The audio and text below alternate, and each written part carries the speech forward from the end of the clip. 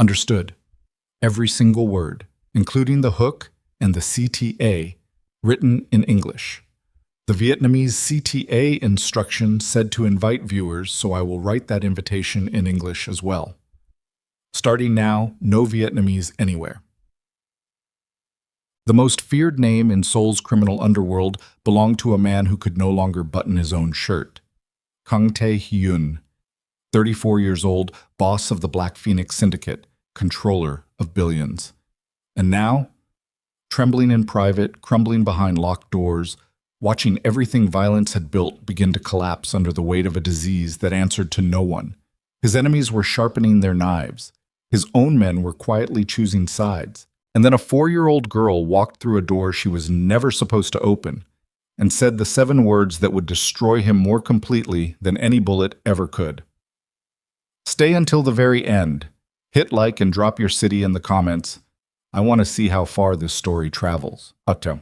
The trembling started in his left hand. It was barely noticeable at first, a faint vibration, like a phone set to silent tucked inside a coat pocket. Tae-hyun had told himself it was fatigue. He had told himself it was stress, the accumulated pressure of running an empire that existed simultaneously in 2 worlds. The legitimate world of Kong Capital Holdings, with its glass towers and quarterly reports and charitable foundations with his mother's name on the lobby wall. And the other world, the one that never appeared in financial disclosures, the one where debts were collected in ways that didn't involve attorneys or courtrooms or anything resembling mercy. He had told himself many things over the past 8 months. Dr. Shin Woo-jin had told him the truth. Progressive neurological degeneration. The doctor had used those exact words, sitting across from Tae-hyun in the private examination room of a clinic that didn't keep records under real names. The fluorescent lights hummed. The ventilation system breathed its recycled air. Outside the frosted window, Seoul moved in its relentless rhythm. 10 million lives entirely indifferent to the fact that the man sitting in that chair was being systematically dismantled from the inside. How long? Tae-hyun said. Not a question, a demand. Dr. Shin removed his glasses and cleaned them with the slow, deliberate movements of a man buying himself a few extra seconds. The progression varies considerably between patients. Some maintain significant motor function for several years with proper management and rest. Others, how long before I can't walk? The doctor stopped cleaning his glasses. He set them on the desk between them and looked at Tae-hyun. The way men look at other men when they've decided honesty is the only remaining kindness available. Without significant lifestyle modification and consistent treatment, 18 months, possibly less. Tae-hyun had said nothing.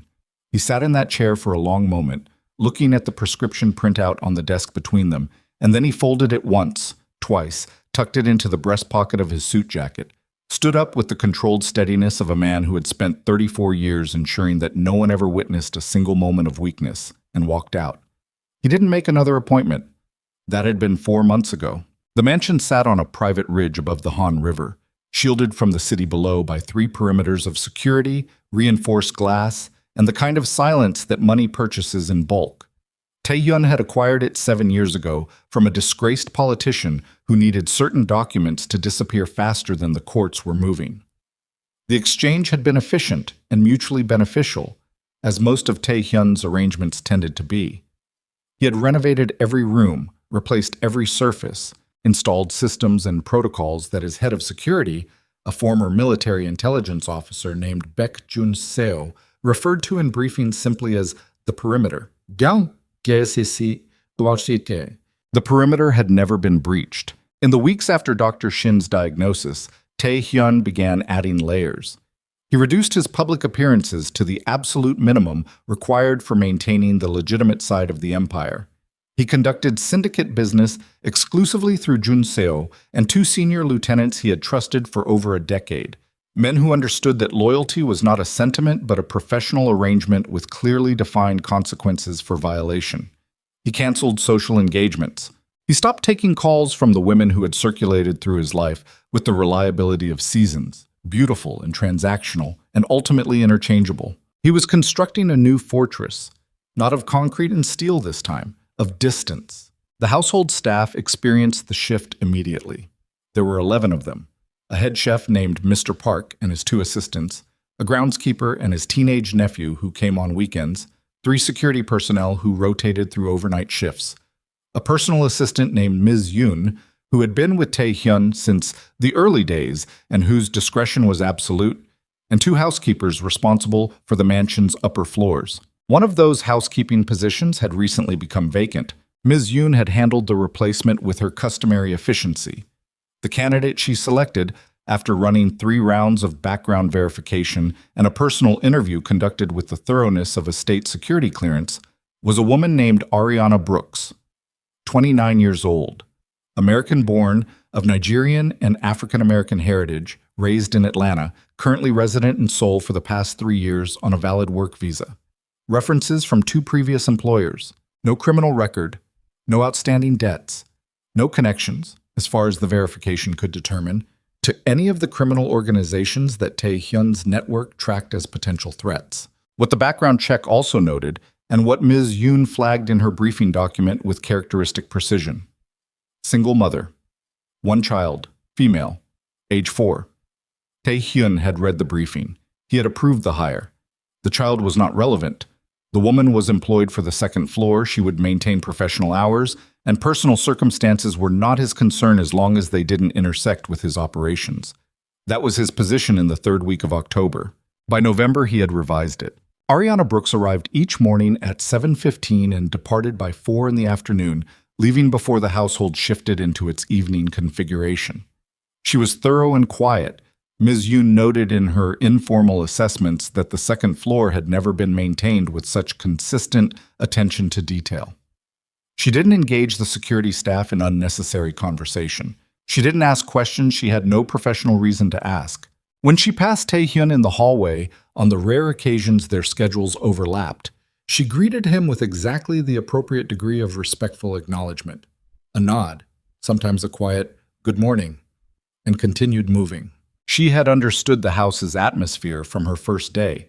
You could feel it in the walls, the specific quality of silence that wasn't peaceful but enforced, the way the security staff moved through corridors with their eyes tracking everything and resting on nothing, the way even Mr. Park, who had worked in professional kitchens for 30 years, and had the unbothered confidence that came with genuine mastery, lowered his voice in the East Wing without being told. This was not a home. It was an operational facility that happened to have bedrooms. Ariana had needed the position badly enough not to ask questions about that. She had left Atlanta 3 years earlier with Nia in a car seat in the back of a borrowed vehicle and $400 in cash and the absolute certainty that staying was no longer survivable. Marcus had broken her left wrist in February, and her confidence in her own judgment across the 2 years prior to that. The wrist had healed cleaner than the confidence. She had rebuilt both, slowly, imperfectly, with the particular stubbornness of someone who had decided that survival was not enough and that she wanted to actually live. And Seoul had been, against all reasonable expectation, the place where rebuilding had become possible. She had a small apartment in Mapo district. Nia attended a daycare 3 blocks from the apartment that the women on Ariana's previous cleaning crew had recommended. The daycare was run by a Korean grandmother named Mrs. Choi, who had the specific gift of making 4-year-olds feel simultaneously adored and gently accountable, which Ariana considered a form of artistry.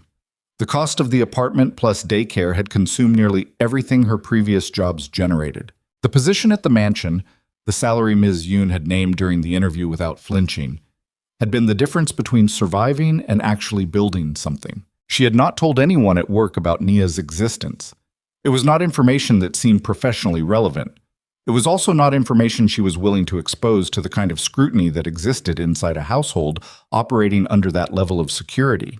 The morning of the 14th of November was rainy in the particular miserable way that Seoul's late autumn specialized in.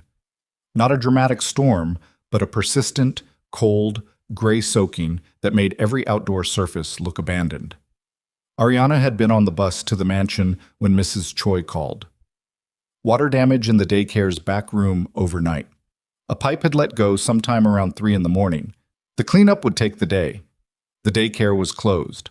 Ariana sat on the bus for the remaining 12 minutes of the journey and went through her options with the focused efficiency of someone accustomed to problem-solving under pressure. She had no family in Seoul. The women from her previous crew were all working. The neighbor she trusted with a spare key was in Busan visiting her daughter. Every arrangement she tried to construct in her mind collapsed against the same wall.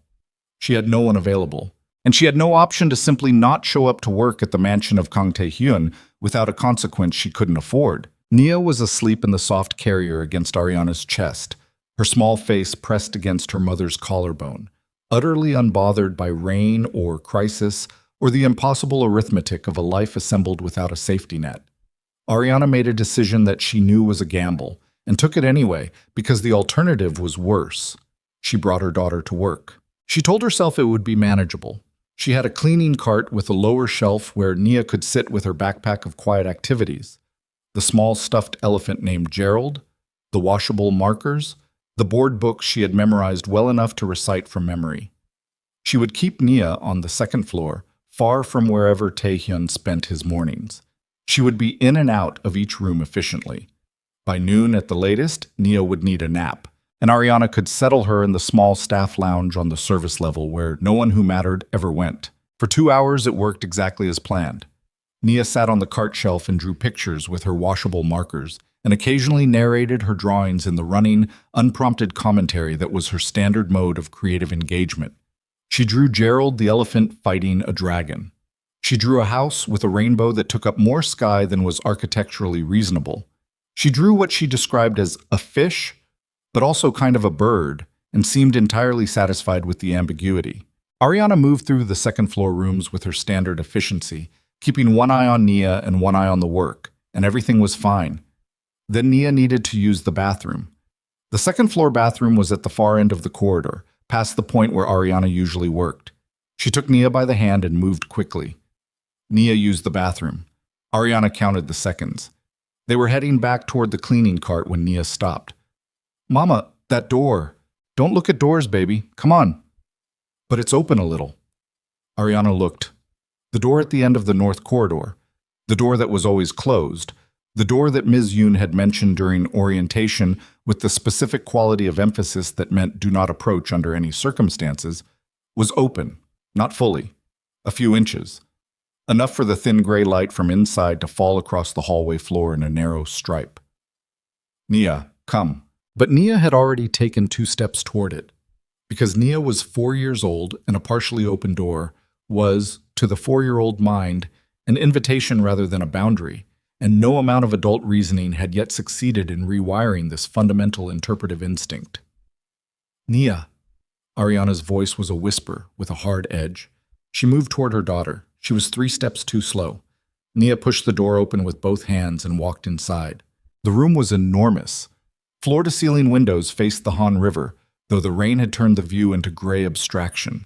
The furniture was sparse and expensive in the way that things are expensive when money is no longer the point. A bed that could have slept 6, a single reading chair positioned to face the windows, a desk with a closed laptop, and nothing else on its surface. The walls were almost bare. Almost, because on the wall to the left of the door, at a height that suggested it had been placed deliberately at eye level while sitting, was a single framed photograph. A woman, older, smiling at something outside the frame with the specific ease of someone who did not know they were being photographed. Kang Tae-hyun was in the reading chair. He was not reading. He was sitting with his left hand braced against his thigh, and he was looking at his right hand, which was held out in front of him, and he was watching it tremble with the focused, furious attention of a man trying to will something into obedience through sheer force of concentration. His jaw was set.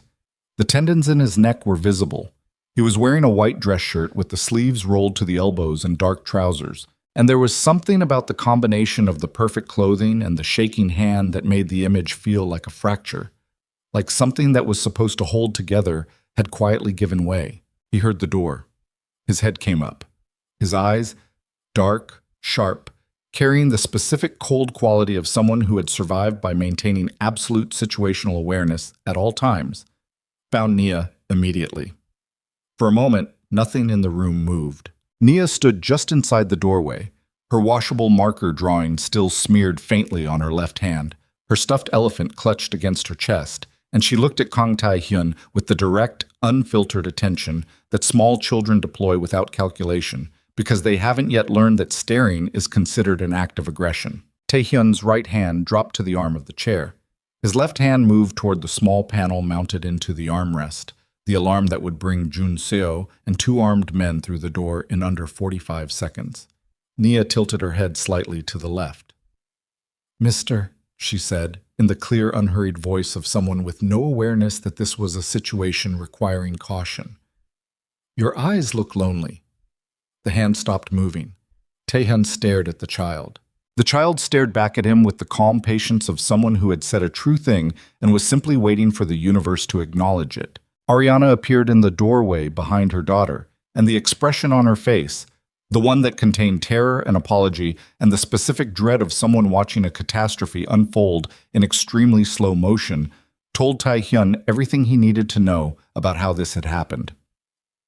She grabbed Nia's shoulder with a grip that was gentle by parent standards and iron by every other standard. "I'm so sorry," she said, and her voice was steady in the way that voices are steady when the person speaking is holding themselves together through absolute force of will. "I am so incredibly sorry. This will not happen again. It will never happen again. Nia, come. Mama, I'm talking to the man." "Nia." "He looks lonely." Taehyun said nothing. He was looking at his own hand, which had gone still. He was aware of this in a way that was difficult to categorize. The trembling had stopped the moment the child spoke, which was medically meaningless and yet undeniable. His hand was resting against the chair arm and it was not shaking. "Your daughter," he said finally. Ariana's breath caught. "Yes. I know this is completely unacceptable. The daycare was closed this morning. I had no one to leave her with. I should have called in rather than brought her here, and I take full responsibility. What is her name?" A pause. "Naya." Taehyun looked at the child again. Naya had not moved. She was still watching him with that same level, uncomplicated attention. Gerald the elephant pressed against her chest, apparently entirely at ease in the private bedroom of the most dangerous man in Seoul's criminal underworld. "Nia," he said. "That's me," Nia confirmed. Something moved across Taehyun's face that was too brief and too controlled to fully identify. He looked at Ariana. "She can stay." I'm sorry. She can stay. Keep her off the ground floor and away from the east wing." He turned back to the window. "Close the door on your way out." Ariana stood in the doorway for 2 full seconds, trying to process what had just occurred and whether it was real. Then she reached for Nia's hand. "Thank you," she said quietly.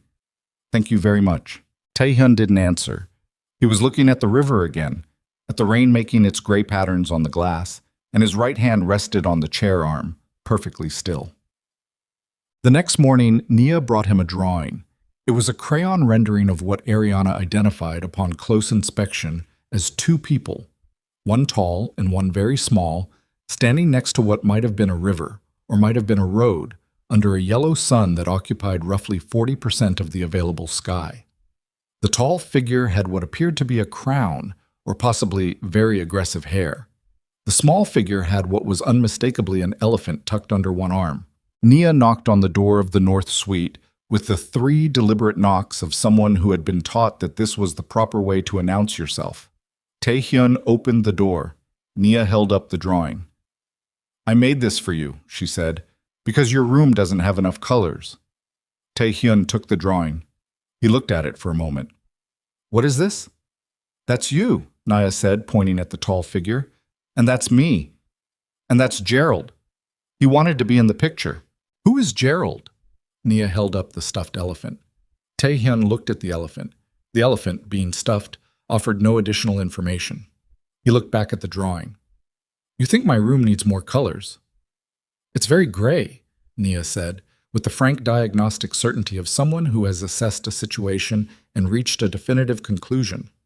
"Gray rooms make people feel gray inside." Taehyun looked up at that. The child was watching him with that same level attention from the day before. Not probing, not cautious, just present. Just looking at him the way people look at things they find genuinely interesting. "Come in," he said. This was, by any reasonable measure, not the decision of a man operating with his customary judgment. Jun Seo would have had considerable things to say about it if he had known. Ms. Yoon would have noted it with the particular stillness she reserved for developments that required careful processing. Every instinct Tae-hyun had spent 2 decades sharpening told him that allowing proximity was allowing vulnerability, that vulnerability was a resource his enemies were actively looking for, and that the wisest course of action was to close the door and resume the careful management of distance. He stepped back and let the 4-year-old into his room. Nia walked in with the purposeful air of someone on a professional visit. She looked at the walls. She looked at the window. She looked at the framed photograph of the woman who was smiling at something outside the frame, and then she looked at Tae-hyun. "Is that your mom?" The question landed with the blunt, unintentional precision of a child asking something that adults had long since learned not to say. Tae-hyun looked at the photograph. His mother had been dead for 6 years. She had died in the spring when the river was running fast with snowmelt, and he had been in the middle of a territorial dispute with a rival syndicate in Busan and had not made it to the hospital in time. This was the fact that lived underneath everything else, underneath the buildings and the empire and the long, carefully constructed architecture of power, like a stone at the bottom of still water, always there, visible when the light was right. "Yes," he said. "She looks nice," Nia said, with complete sincerity. She was. Nia nodded, apparently satisfied with this, and turned her attention back to the room's color situation. She pointed at the wall beside the desk. "If I brought more drawings, could they go there?" Tae-hyun followed her gesture. The wall was bare. He had not put anything on it deliberately. Bare walls were easier to maintain. They didn't accumulate meaning. "If you want," he said. Nia grinned. It was the kind of grin that reorganized the energy of a room, sudden and total and entirely without self-consciousness. "Okay," she said. "I'll make more." Bick. She made more. Over the following 2 weeks, the wall beside Tae-hyun's desk acquired a gallery that no interior designer would have predicted or recommended. Crayon animals of indeterminate species. A purple horse that Nia insisted was specifically lavender, the distinction apparently being important. A depiction of the Han River that bore no geometric relationship to the actual Han River, but captured something of its movement. A portrait of Gerald in what Nia described as his fancy hat, a triangle of construction paper that she had glued to the stuffed elephant's head and then apparently felt strongly enough about to memorialize in art. Each morning, Nia knocked 3 times. Each morning, Tae-hyun opened the door. He told himself this was managed. He told himself it was a controlled decision with clear parameters. The child came in the mornings, she talked, she drew or showed him things, and then she went back to the second floor where her mother was working. There was no professional ambiguity. There was no deviation from the household's operational protocols. It was simply a minor exception to routine, meaningless in the larger architecture of how the mansion functioned. He told himself this with less conviction each day, because Nia asked questions. Not the questions adults asked, the careful, strategic questions designed to extract information or position or advantage. Not even the questions journalists asked, which were designed to destabilize. She asked questions the way running water moves, without direction, without agenda, simply following the natural contour of whatever she encountered. "Why do you sit in that chair instead of the bed?" "Because the chair faces the window." "Do you like looking at the river?" "Yes." "Why?" He had thought about that. "Because it keeps moving." She had considered this with apparent seriousness. Does moving feel better than stopping? He hadn't answered that one, but he had thought about it for the rest of the morning. "Do you have friends?" she asked another day. "I have colleagues." "What's a colleague?" "People you work with." She frowned slightly. "That's different from friends." "Yes." "Don't you want friends?" Tae-hyun had looked at her. "It's complicated."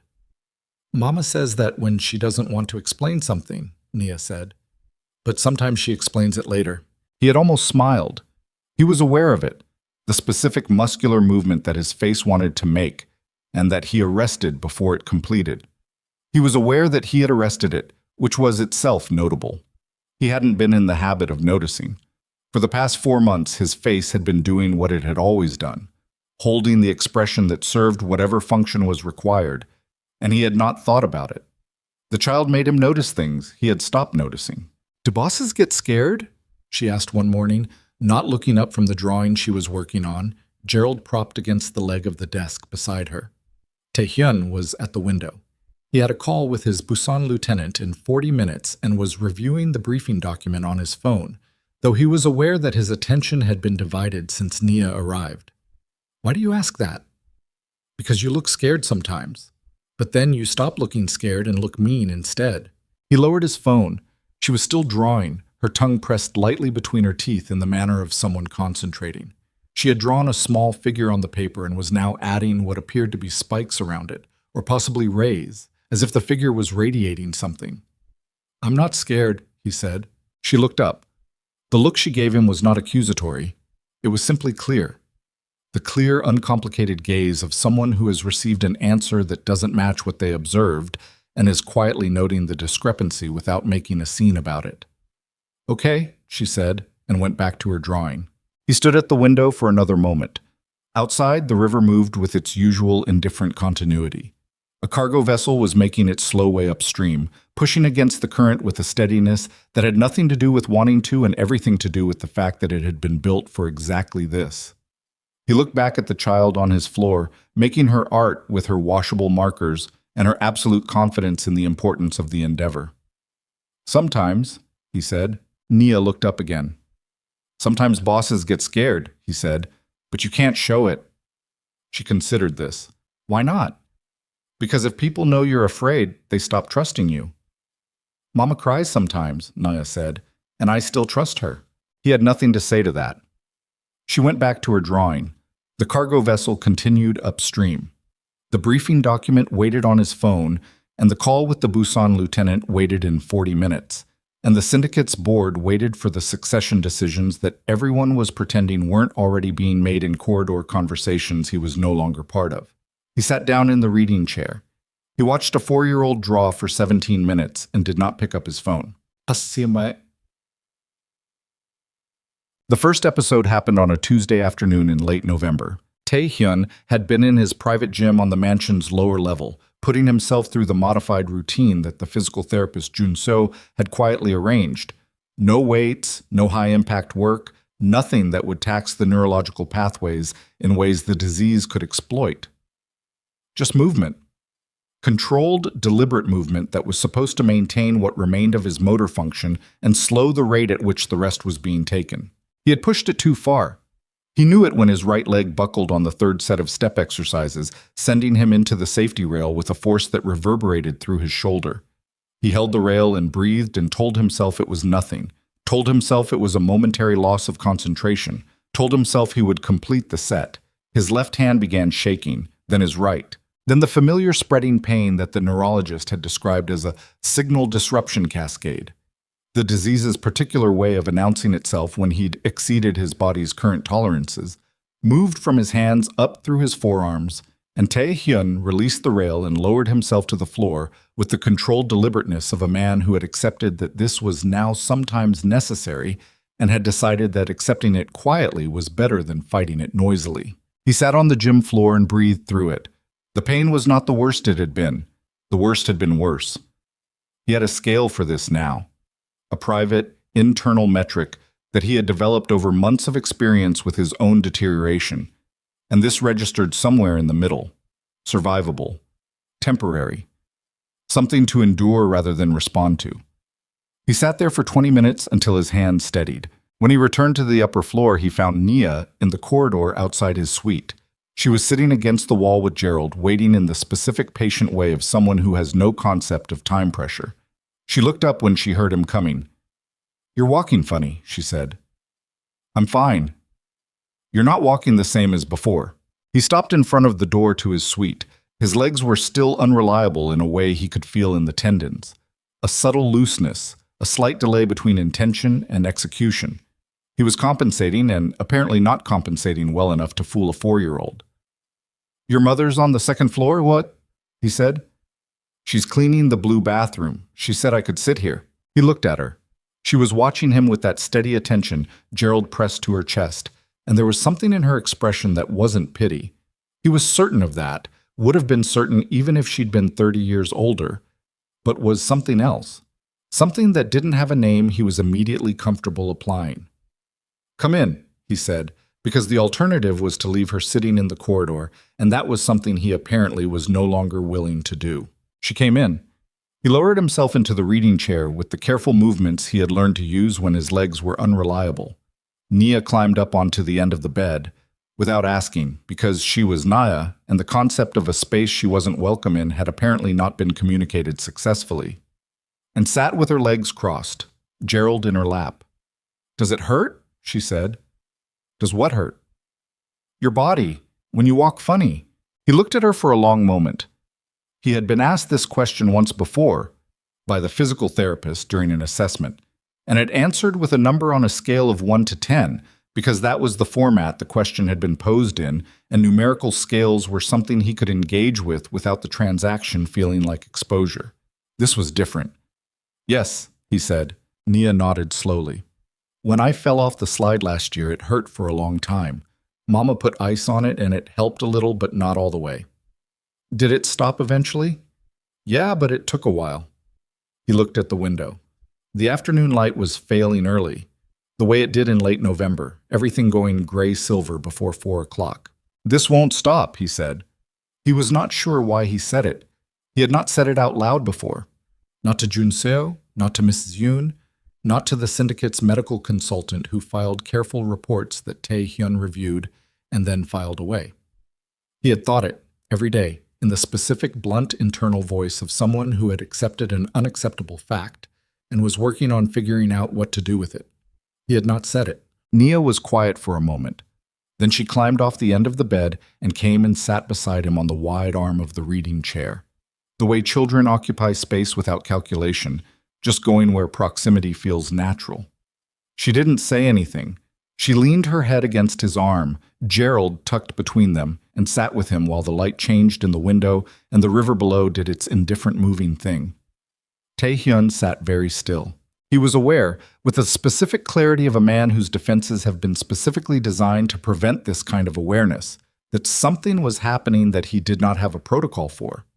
He was aware that he was sitting in his reading chair with a 4-year-old child leaning against his arm, and that this was the first time in he could not calculate how long, and the fact that he couldn't calculate it told him something, that another person's physical presence had felt like something other than a variable to be managed. Outside, Seoul prepared itself for evening. Somewhere in the city's criminal underworld, men were holding conversations about the Black Phoenix syndicate that Tae-hyun's surveillance network was picking up in fragments. Coded language, careful language, the language of people measuring the distance between a weakened predator and an opportunity. Inside this room, a child he had known for 2 weeks sat against his arm and simply kept him company. He didn't move. He didn't reach for his phone. He sat in the chair while the light went from silver to gray to the particular deep blue that preceded full dark. And he breathed, and the child breathed beside him, and for the first time in longer than he could accurately account for, Kang Tae-hyun was not actively constructing the next wall. Ariana found them like that. She knocked once and pushed the door open carefully. She had been looking for Nia for 10 minutes, the corridor was empty, and the most logical remaining possibility was the North Suite, because that was where Nia went, and she had learned by now to check there when her daughter was unaccounted for. What she saw stopped her in the doorway. Chokan. Tae-hyun was in the reading chair. Nia was asleep against his shoulder, Gerald still tucked between them, her small face completely slack with the total surrender of a child's sleep.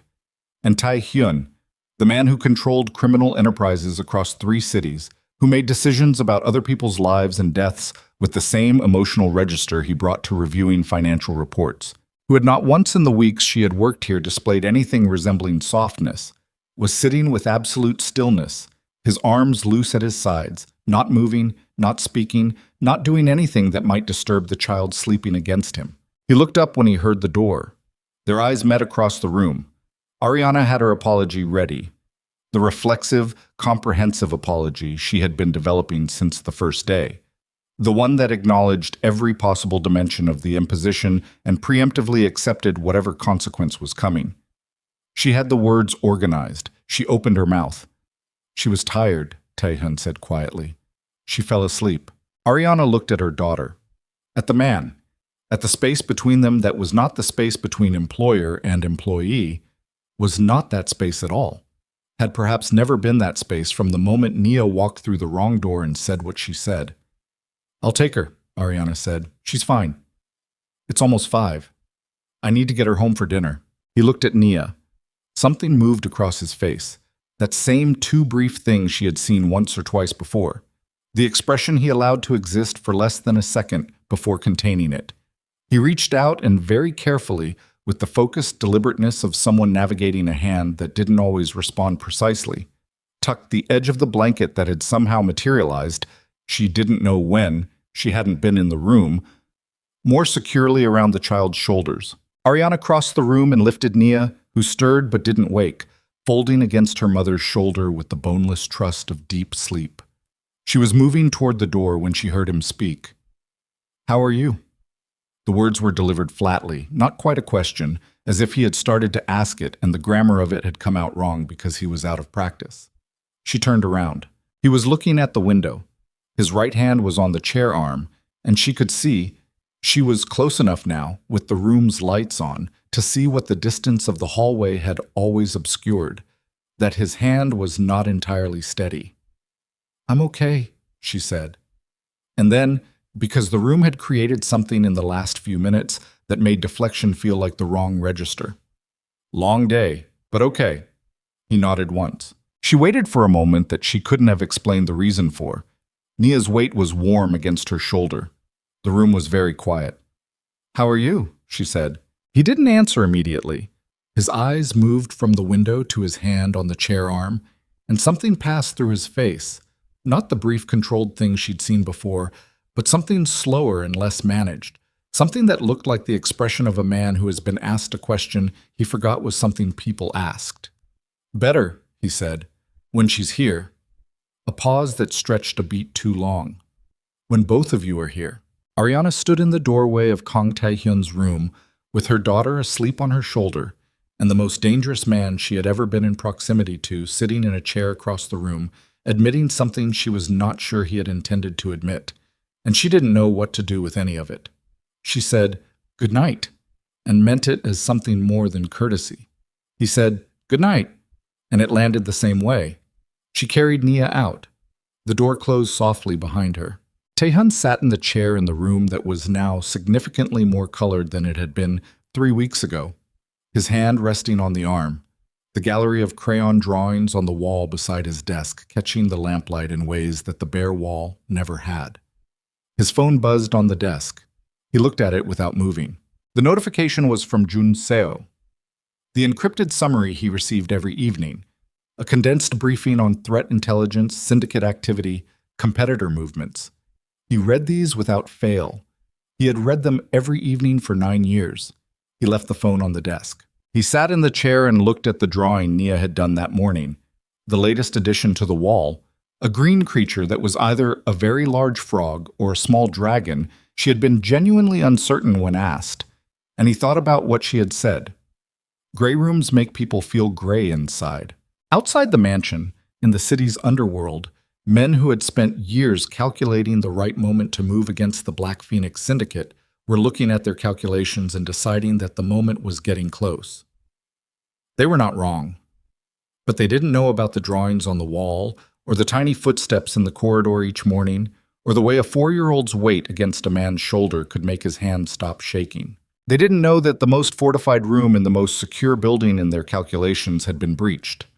Not by violence, not by intelligence operations, not by the careful strategic pressure they had been applying for months. By a child with washable markers and an elephant named Gerald, who simply looked at a lonely man and said so out loud. In the weeks ahead, that breach would change everything, and the men sharpening their knives in the dark had no idea it had already happened. Ariana could not sleep that night. She lay in the narrow bed in the Mapo apartment with Nia curled against her side. Nia had migrated from her own mattress in the corner sometime around midnight, as she often did, finding her mother by some unerring small child navigation, and stared at the water stain on the ceiling that she had been meaning to report to the landlord for 6 weeks, and thought about a man sitting in a chair not moving so that a sleeping child wouldn't be disturbed. She had known difficult men. She had been in proximity to dangerous men. She had loved one and survived the education of it. And what she had taken from that education, among other things, was a specific and well-calibrated alarm system for the particular combination of control and volatility that looked like strength from the outside and was something else entirely once you were inside its radius.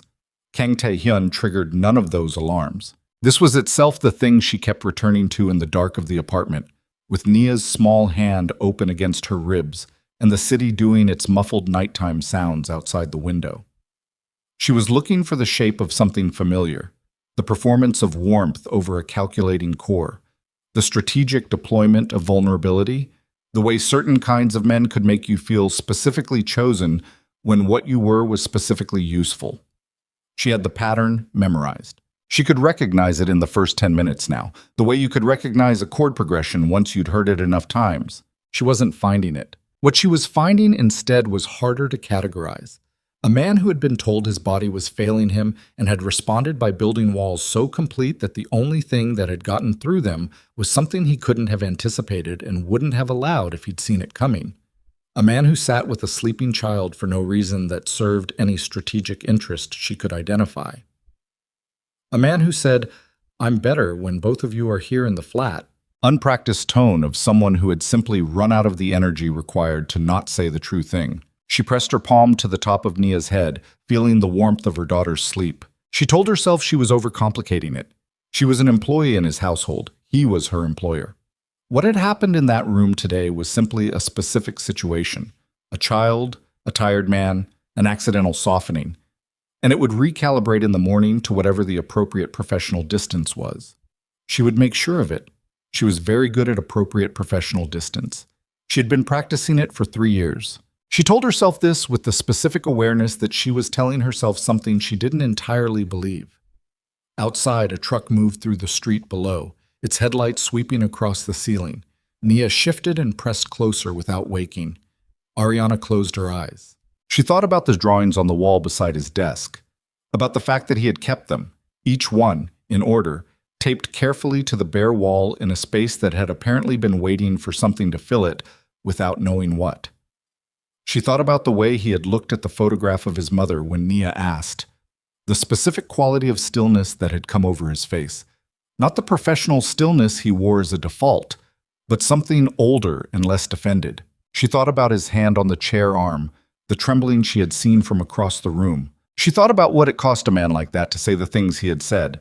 She pressed her eyes shut harder and made herself think about something else. She thought about rent, about Nia's winter coat, which was fine for now but would need to be replaced by January.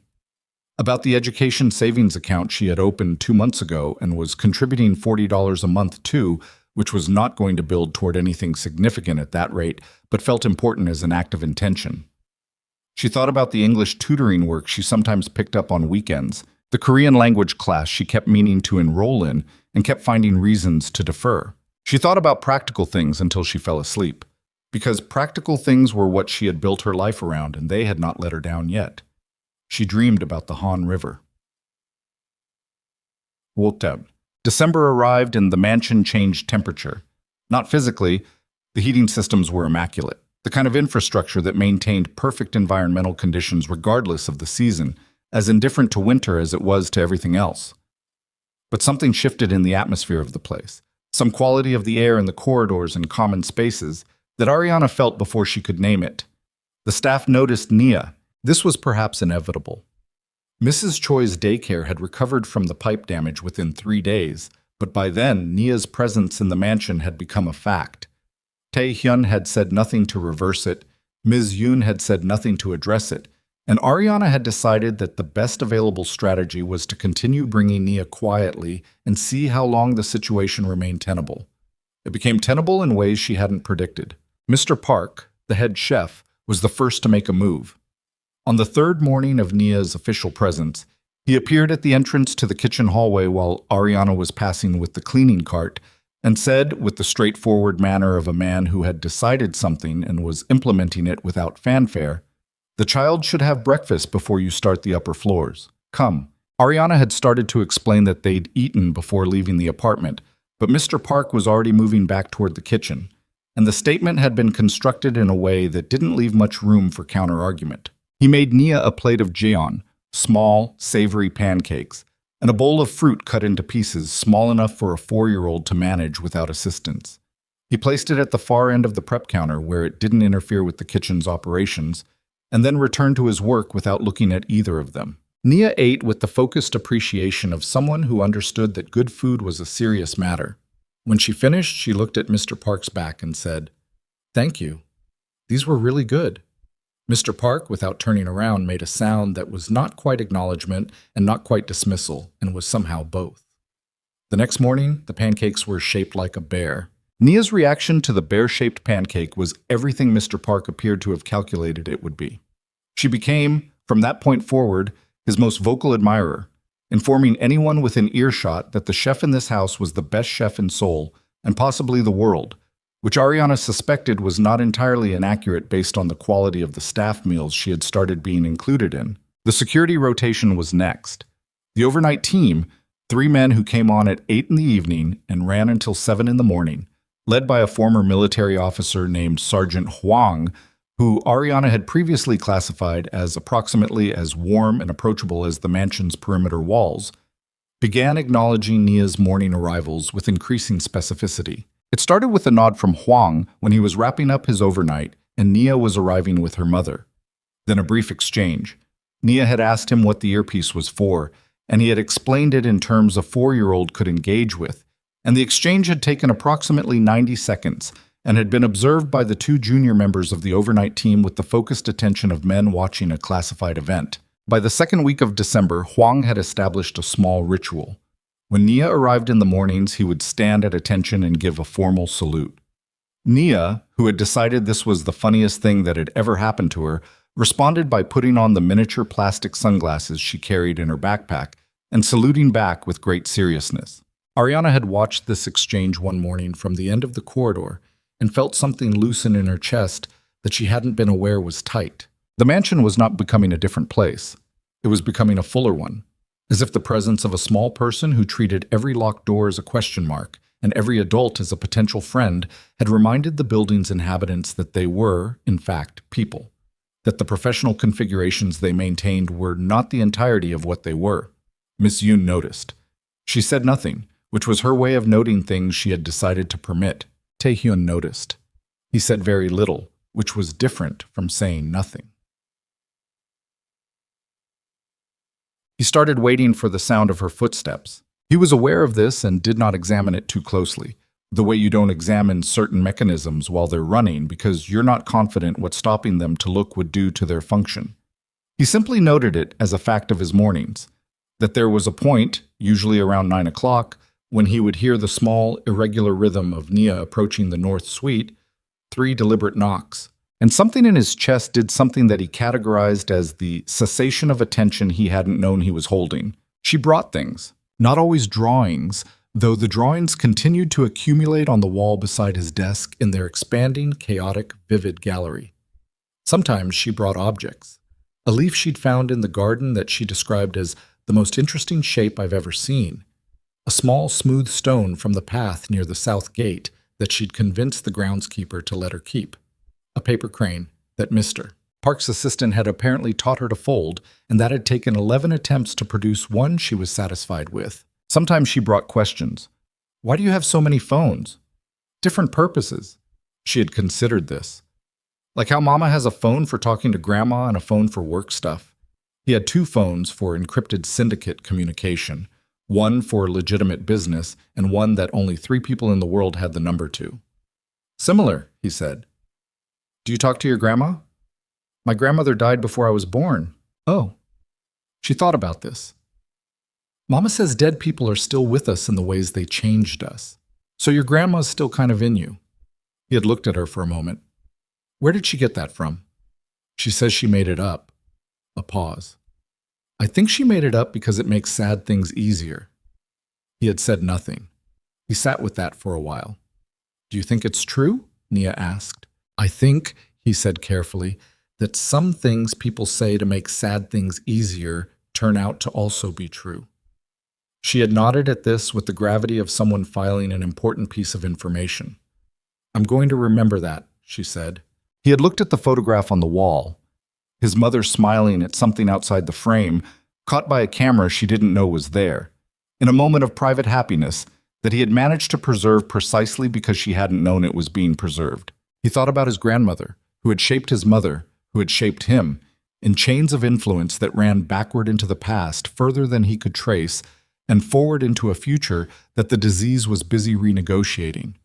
He thought about what it meant to carry someone inside you after they were gone, not as memory exactly, but as pattern, as the specific contour of your responses, as the reason you reached for certain things and flinched from others. He thought about what he was carrying forward and what he was leaving behind, and whether those were the same question or different ones. "Me too," he said quietly. Nia grinned and went back to her paper crane. Deet. The second episode came on a Thursday. It came faster than the first and hit harder. Tae-hyun had been on a call with his Busan lieutenant, a man named Cho Sung-min, who had been with the syndicate for 11 years and whose loyalty Tae-hyun trusted approximately 60%, which was the highest rating he gave anyone outside his immediate operational circle. When the signal disruption started in his hands and moved up his arms with the now familiar terrible efficiency of a system that had learned the route, he ended the call. He sat down on the edge of the bed. He breathed through it the way he'd been taught, the controlled respiration that wasn't about relaxation, but about giving his body a consistent oxygen baseline while the neurological disruption ran its course. The pain was worse than Tuesday's. He registered this on his internal scale without drama. It was information. He processed information. What he was not prepared for was the specific quality of the frustration that came with it this time. In previous episodes, the frustration had been cold, the precise, compressed anger of someone accustomed to total physical command watching that command erode. He had managed it the way he managed most things, by converting it into operational energy, by making it fuel rather than feeling. This time, it was hot. It moved through him with a force that had nothing to do with strategy and everything to do with the simple animal fact of a body refusing to obey, of hands that had done exactly what he demanded of them for 34 years suddenly running their own agenda. And the gap between what he intended and what his body executed was not a gap he could negotiate or threaten or outmaneuver. It simply existed. It would always exist now, and it would only get larger. He sat on the edge of the bed and breathed and let the hot frustration move through him because there was nothing else to do with it. He heard the 3 knocks at 10:15. He almost didn't answer. He was not in a condition that he would have chosen to be observed in, and the instinct to manage perception, to allow access only when the presentation was controlled, was strong and old and had served him reliably for a long time. "Tae-hyun?" A small voice through the door. She had started using his name 2 weeks ago, after asking what she should call him and receiving the information that most people called him Mr., Kang, or Boss, both of which she had tried once each and apparently found unsatisfying. He said nothing. "I can hear you breathing," she said, "so I know you're there." He looked at the door. "I made something," she said. "It's a surprise." He got up from the bed with the careful movements his legs required right now and crossed to the door and opened it. Nia was in the corridor with a piece of paper held in both hands, face down, and the expression of someone managing a very important secret. She looked up at him. Her expression shifted, not to pity, he was certain of that, would have closed the door on pity, but to something that was simply attention. The particular kind of attention that registered what it saw without requiring it to be different. "Your face looks like it hurts," she said. "I'm fine." She looked at him. "Come in," he said. She came in. He lowered himself onto the edge of the bed. His legs were still unreliable enough that the chair felt like a gamble right now, and she stood in front of him and turned the paper over. It was a drawing of the mansion, recognizable as the mansion. She had gotten the large windows right and the river behind it, though the river was purple because purple was apparently the color she felt conveyed water most accurately. In one of the upper windows there was a figure. The figure had a small crown, or possibly aggressive hair, and was looking out at the purple river. "That's you," she said, pointing at the figure, "looking at the river." He looked at the drawing. The figure in the window was small and precise, and the lines of the mansion around it were slightly crooked, but earnest. The purple river moved horizontally across the bottom of the page with an energy that the actual Han River, for all its genuine qualities, couldn't quite match. "You drew this today? This morning?" I wanted to bring it before anything else happened. She said the last part with the specific gravity of someone who understood, in the way that children understand things without the full architecture of adult comprehension, that sometimes the window between wanting to do a thing and being able to do it was smaller than it looked. He held the drawing. He looked at the figure in the upper window, small and watching, positioned inside a building that the drawing made look like a shelter rather than a fortress, which was either a difference in perspective or a difference in information, and he was not certain which. "Sit down," he said. She climbed up onto the bed beside him. Gerald materialized from her backpack, and she sat with her legs crossed and waited with the patience of someone who understood that some things couldn't be rushed. The pain was moving through its cycle. He knew the phases now: the initial sharp arrival, the plateau that was the worst of it, the slow recession that left his muscles feeling like they'd been wrung out and replaced loosely. He was somewhere in the transition between plateau and recession, which meant the worst was behind him, and what remained was the particular exhaustion of having been through it. Nia leaned against his arm, not performing comfort, not managing the situation, simply putting herself in proximity to another person in the way that small children do when they decide that being near someone is the right thing to be. He sat very still. The drawing was in his hands. The purple river ran across the bottom of the page. The figure in the window looked out at it with whatever expression small, careful lines could convey. He thought, looking at it closely, that she had tried to draw it not sad and not happy, but somewhere between those things. Looking. Simply looking. She had seen him more clearly than most people who had known him for years. He did not know what to do with that except sit with it, which he was doing, and which was perhaps enough for right now. He was still sitting with it when Ariana appeared in the doorway. She had clearly been looking for Nia. He could see that in the way she arrived, moving quickly, checking the corridor behind her before looking into the room. And what she saw when she looked into the room stopped her with the same impact as the first time, that first accidental evening when she'd found them together by the window. And Tae-hyun watched her face process it with the specific helplessness of someone whose expression is giving information they hadn't decided to share. She looked at her daughter asleep against his arm. She looked at him. He looked back at her. He was aware that he looked worse than usual. The episodes left marks that were difficult to conceal, a particular quality of depletion in his face that the professional stillness didn't fully cover. He was aware that she was seeing this and that there was nothing he could do about it, and that he had, somewhere between the first morning Nia knocked on his door and this moment, stopped wanting to do anything about it, at least with this specific person. "She fell asleep again," he said. Ariana looked at the drawing still in his hands. She looked at the wall of drawings beside his desk, the expanding gallery, the lavender horse, Gerald in his fancy hat, the fish that was also kind of a bird. She looked at his face. "How are you today?" she asked quietly. He held the purple river drawing in his hands and thought about what his honest answer was. "Better," he said. "Whenever she's here." He paused. "Whenever both of you are here." Ariana stood in the doorway of the north suite, and the look on her face was the look of someone who has been handed something they weren't prepared to carry and has decided to carry it anyway. "I'll let her sleep a little longer," she said softly. "Yes," he said. She didn't leave immediately. She stood in the doorway with the late afternoon light coming through the window behind him and landing on her face, and he could see the specific quality of her stillness, different from his stillness, which was constructed and deliberate. Hers was the stillness of someone standing in a moment they hadn't planned and trying to understand what it was asking of them. "You should eat something," she said. "I'll ask Mr. Park." "You don't have to." "You should eat," she said again, firmly, in the tone of someone who has made a decision and is not reopening it for discussion. He looked at her.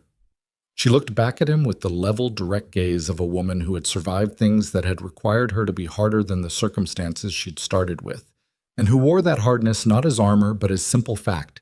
"Here is what I am," it said. "Here is what I've made of what I was given, and I'm not apologizing for any of it."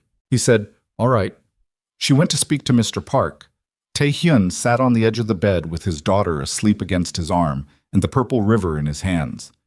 And outside the mansion, in the particular darkness that Seoul's criminal underworld occupied, the men who were calculating the right moment to move against the Black Phoenix Syndicate looked at their numbers and moved their timelines forward. They thought they knew what they were dealing with. They thought the man in the mansion was already finished. They didn't know that something had taken root in the North Suite that had nothing to do with power and everything to do with the specific stubborn persistence of being alive, of choosing, day after day, to let something matter. By the time they made their move, that choice would have already changed everything. But the change was still coming, and the men in the dark were still sharpening their knives. And Tae-hyun could feel both of those things with the precision of someone who had never in his life been able to afford the luxury of not knowing what was coming. He pressed that knowledge down beneath the weight of the moment. The sleeping child, the purple river, the sound of Ariana's voice in the corridor speaking to Mr. Park with the particular warm authority she used for things she had decided mattered, and let the moment be what it was. For now. For now, that was enough. The food came on a tray.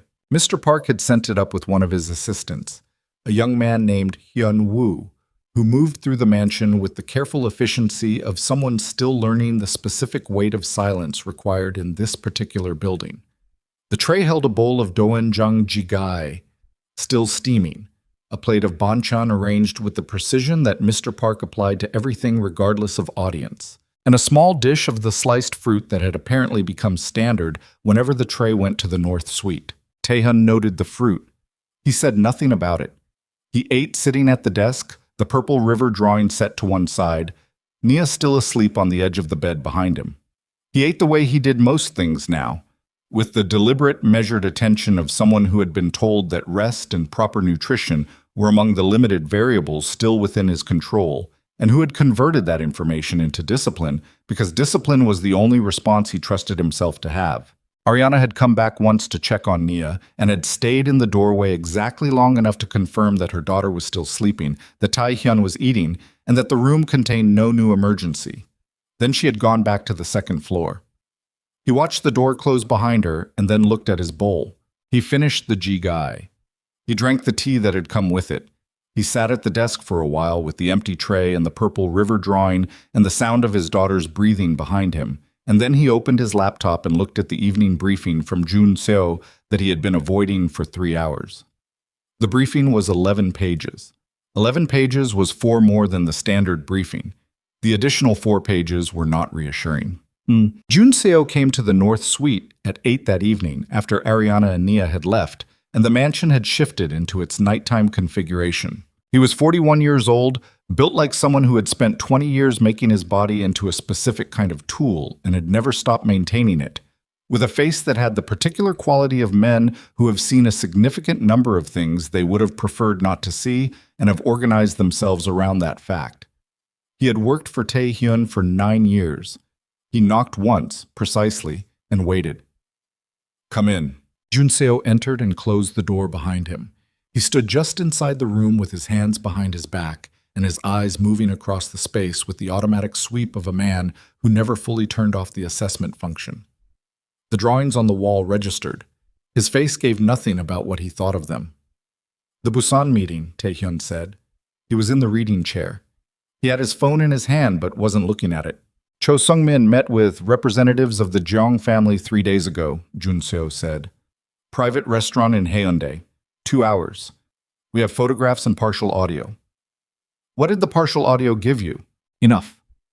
Jun-seo reached into his jacket and produced a folded document, printed, not digital, because Jun-seo maintained analog backups for everything that mattered. He placed it on the desk without crossing the room to hand it to Tae-hyun directly, which was a habit Tae-hyun had established years ago, and Jun-seo had absorbed so completely that he no longer thought about it. Sung-min is positioning himself as a transitional authority. The Jeong family is offering resources in exchange for operational access to the Busan port routes once the transition is complete. Once the transition is complete, Tae-hyun repeated. His language. He used that phrase 3 times in the partial audio. Jun-seo's voice was flat and professional. "He is not being subtle, sir. He's being efficient. He expects the window to be short." Tae-hyun looked at the folded document on the desk. He didn't pick it up. "Who else?" "The Seoul board is divided. Yoon Byung-chul and Lee Min-seok are holding position. I believe that's genuine, not strategic. The other 3 have been difficult to read in the past 2 weeks. Their communication patterns have changed. In what direction? Less communication with us? More communication with each other. Taehyun was quiet for a moment. Outside the window, the Han River was a strip of reflected light in the darkness, the city's glow turning its surface the color of old bronze. The Jeong family's timetable, he said. We believe they're looking at the new year, January at the latest. They want the port routes operational before the spring shipping cycle. Junseo paused. The pause was brief and deliberate. Junseo did not pause without reason. There's something else. Say it. They know about the condition. Another pause. Not the specifics, but the general fact of it. Someone inside the mansion has been providing information. The room was very quiet. Taehyun did not move. His face did not change. These were both things he had control over, and he exercised that control now with the precision of someone who understood that the first response to this kind of information was the most important one, because the first response was the one that set the temperature of everything that followed. Source, he said. We're narrowing it. The information reaching the Jeong family has a specific character. It's operational rather than personal. Schedules, access patterns. It's someone with routine access to the household's daily structure, not someone in the inner operational circle. Taehyun thought about this. He thought about the 11 people who moved through this building on any given day. He thought about the specific quality of information Junseo had described. Schedules, access patterns, funds, the kind of intelligence that accrued through daily proximity rather than privileged access. He thought about a background check that Ms. Yoon had run in September, and the specific phrase, no connections to criminal organizations that the check had returned. The check could have missed things. Checks sometimes missed things. He kept his face at the temperature he had set it at. Keep narrowing, he said. I want a name before the week is out. Yes, sir. Junseo didn't move. And the Sungmin situation. I'll handle Sungmin. The Jeong family. I said I'll handle it. The temperature in his voice dropped half a degree. Not to anger, which was a luxury he couldn't afford in operational conversations, but to the specific quality of finality that told the people who worked for him that a decision had been made and the conversation about that decision was over. Junseo absorbed this with the practiced ease of 9 years. Is there anything else you need tonight? Taehyun looked at the wall beside his desk. The gallery of drawings, the lavender horse, the green creature that was either a frog or a dragon, the fish bird, Gerald in his fancy hat, the mansion with the purple river. Nia had started signing them in the lower right corner, careful blocky letters. NIA. As if she'd decided they were worth claiming. No, he said. Good night. Junseo left. Taehyun sat in the chair for a long time after the door closed. Bob. He called Ms. Yoon at 9:15. She answered on the second ring, which was standard. She had worked for him for 11 years and had never once, to his knowledge, been caught unprepared by his calls regardless of the hour. The September background check on the new housekeeper, he said. Ariana Brooks. A pause so brief it was almost not a pause. Yes. Pull everything again. Go deeper than the standard verification. Financial history, communication records, any prior associations in Atlanta before she relocated. Everything. Another pause. This one was a fraction longer. Understood. He was about to end the call. He stopped. Miss Yoon. Sir? Who ran the original check? I coordinated it with Mr. Bake's team. Standard protocol for household staff. The result came back clean. Yes. Run it again yourself. Not through Bake's team. Directly. The pause this time was not brief. Miss Yoon was processing something, not the instruction which she would execute without question, but something adjacent to it. Some implication she was reading in the specific construction of what he'd said. I'll have preliminary results by morning, she said. Thank you. He ended the call. He sat with the phone in his hand and looked at the wall of drawings and thought about a woman who stood in doorways and asked how he was with the specific directness of someone who had decided the professional distance was no longer the honest configuration of the situation. And he thought about the information reaching the Jeong family, schedules, access patterns, daily structure.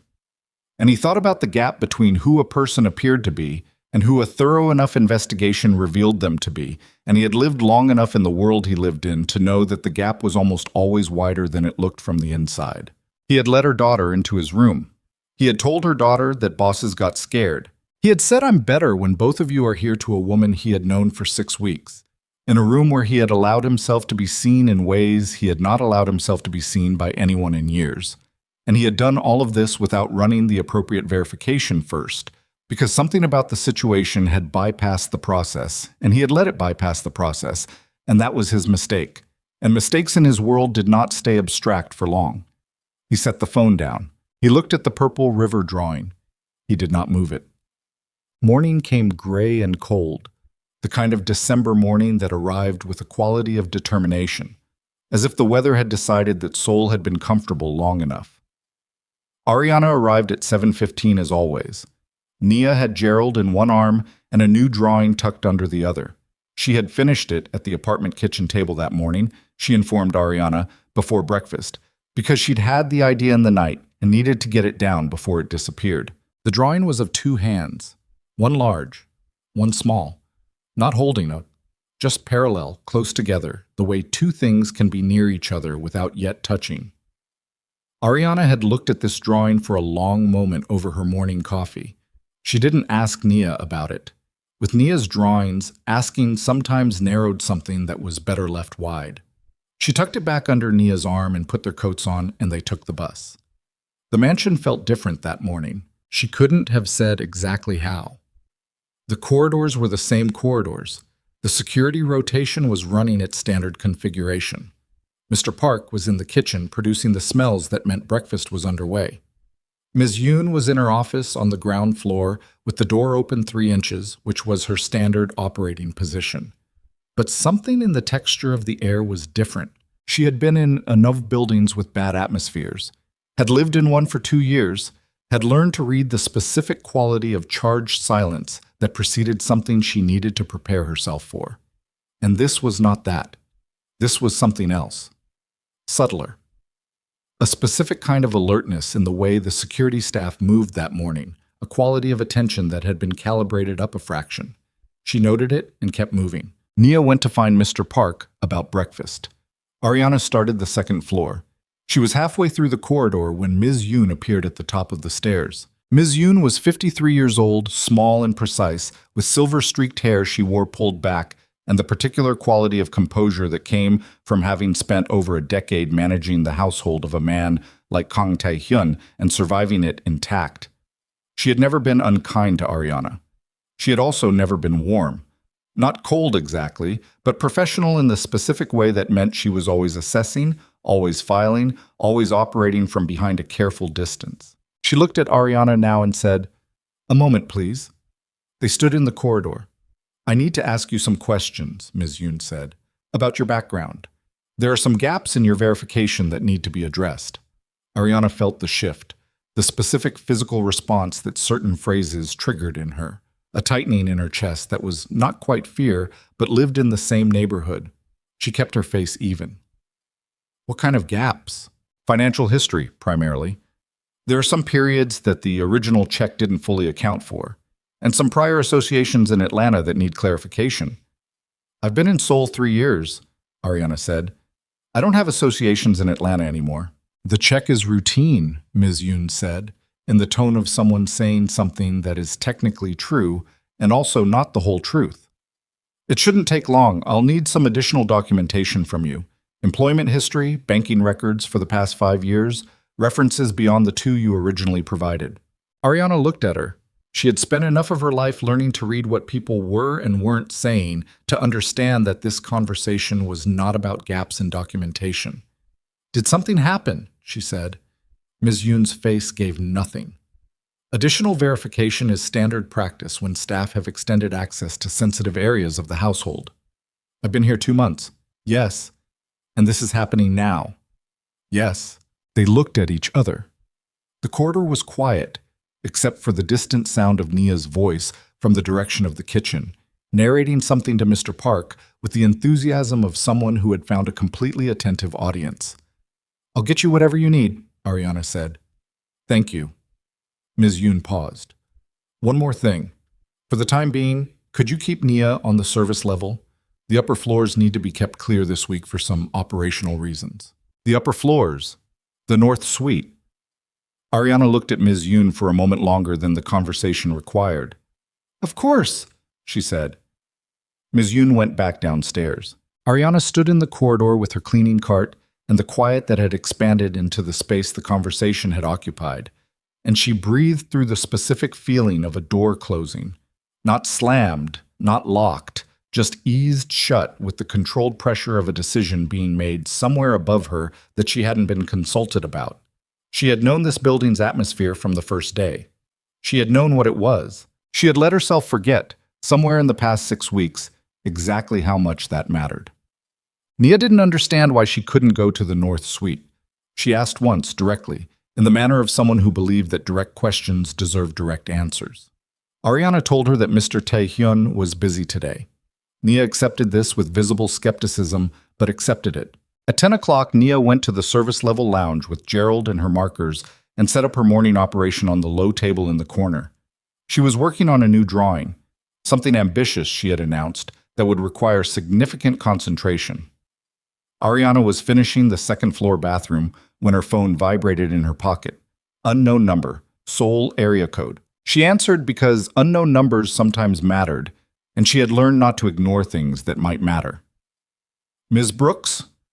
The voice was male, Korean-accented English, with the specific quality of someone who had learned the language professionally rather than organically.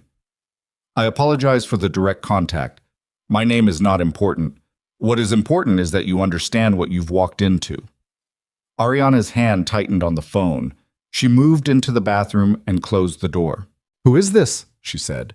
Someone who would like you and your daughter to make better decisions about your proximity to Kang Tae-hyun.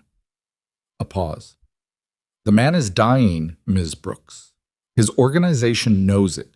His enemies know it. And the people circling what he's built are not the kind of people who leave witnesses to the transition. Her heartbeat was steady.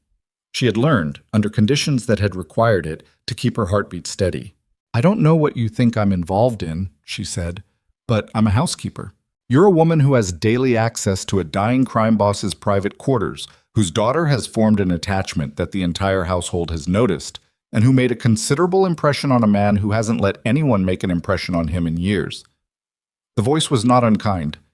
It was worse than unkind. It was reasonable. You are not invisible, Ms. Brooks. You never were. And invisible was the only version of this situation that was safe for you. The bathroom was very clean. She had just cleaned it herself, every surface wiped down to the institutional standard that the mansion required. She stood in the center of it and held the phone and thought about Nia in the service lounge with Gerald and her ambitious drawing. What do you want? She said. Nothing dramatic. I want you to understand the landscape. And I want you to ask yourself, whatever you think is happening in that North Suite, whatever you've told yourself about what this man is or could be, whether it's worth what comes next. The line went dead. Ariana stood in the bathroom for 30 seconds. Then she put her phone in her pocket, opened the door, walked back to her cleaning cart, and resumed work on the corridor with the methodical, physical focus of someone converting an impossible situation into the only thing that could be done about it right now, which was continuing to do the work in front of her. She was on the third room when she heard the sound from the north end of the corridor. Not a crash, not a shout, just a sound. A specific contained sound. The sound of something hitting the floor with the particular weight of a person. She was moving before she finished processing what it meant. The North Suite door was unlocked. She pushed it open. Tae-hyun was on the floor beside the reading chair. He had gone down sideways. She could see from the angle of the chair that he'd been trying to stand, and his legs had simply stopped cooperating. He was on his side, and he was conscious, and his jaw was set with the specific expression of a man doing everything in his power not to make a sound, which told her the pain was significant. She was across the room in 4 steps. Don't, he said. I'm not asking, she said, and got her hands under his arm. He was heavier than she'd expected. Not overweight, but dense. The specific weight of a body that had been rigorously maintained. She got him upright with the focused effort of someone who had physically gotten other people upright before under circumstances that required it, and he did not fight her, which told her more about the severity of the episode than anything he would have said voluntarily. She got him to the edge of the bed. He sat. His hands were shaking. His breathing was controlled in the specific way that controlling breathing was the only thing available. She stood in front of him, not stepping back, not giving him the professional distance that the situation technically called for. She looked at his face, the depletion in it, the particular gray quality of someone who had been fighting something for a long time and was running out of the energy the fight required. "How long has it been like this?" she said. Not gently, direct, the way she asked things when soft wasn't what the situation needed.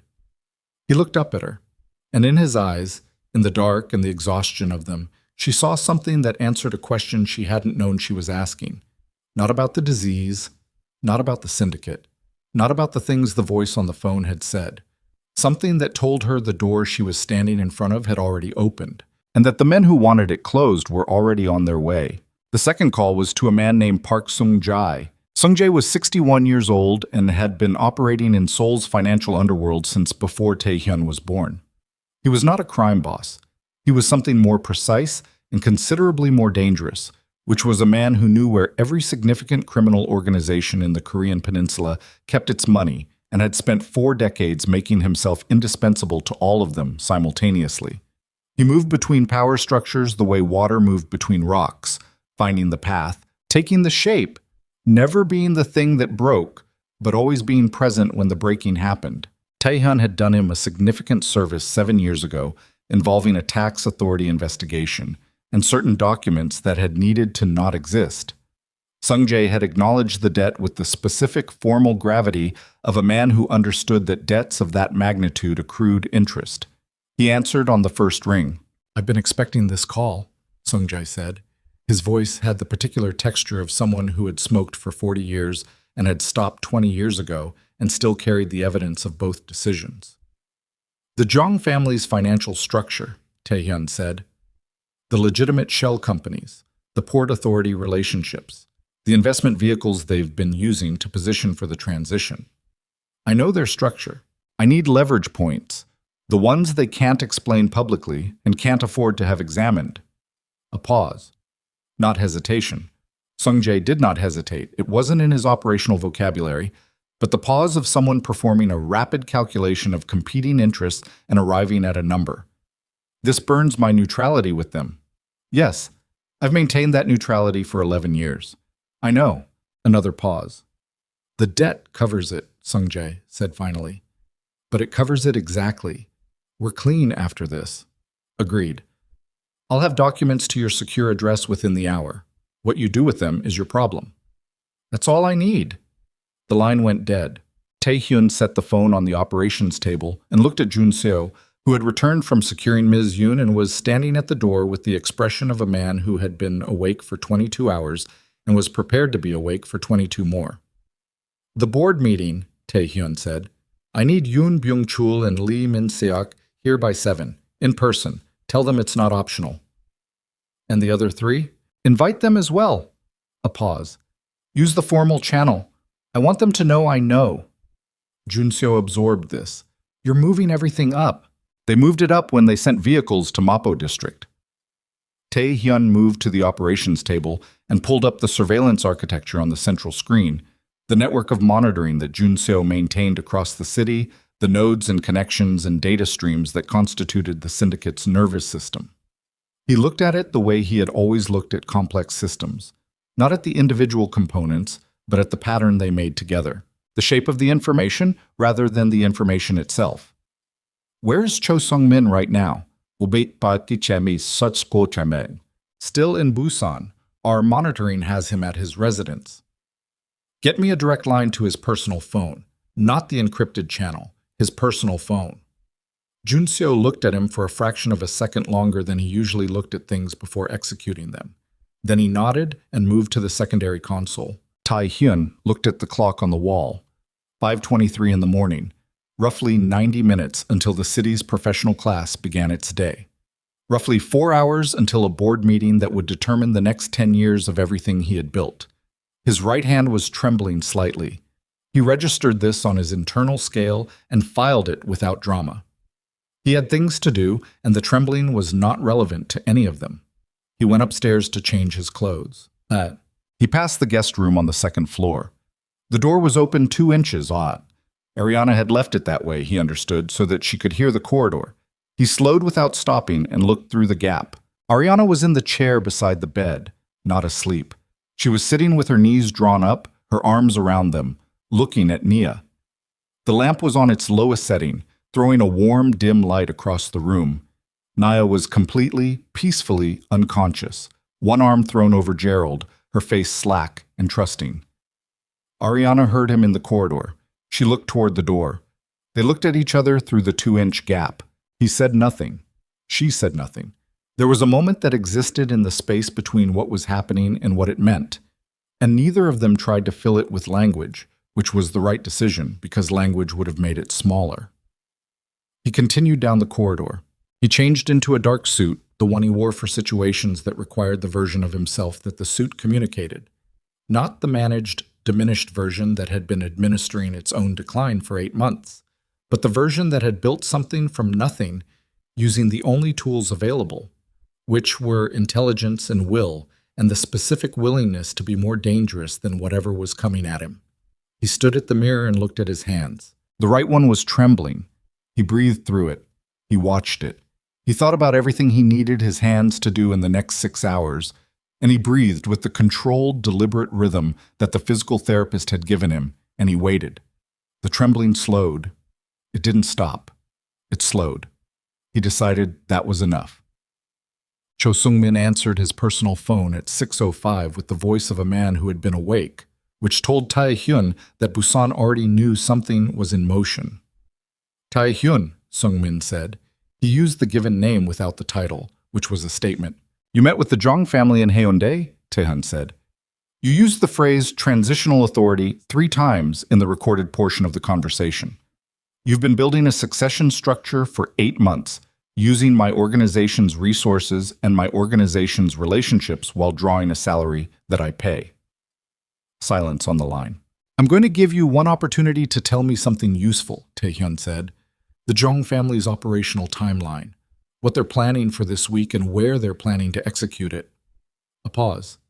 Tae-hyun could hear Sung-min breathing, shallow, rapid, the breathing of a man running calculations at speed and not liking any of the numbers. You can't stop this, Sung-min said finally. You know that. The board is already... The board is meeting in 2 hours. Tell me the timeline, Sung-min. They're coming to the board meeting. Sung-min's voice dropped, took on the specific quality of a man who has decided that the best available option is partial honesty. The Jong family. They have proxies on the board, not just influence, actual representatives who've been positioned as independent members.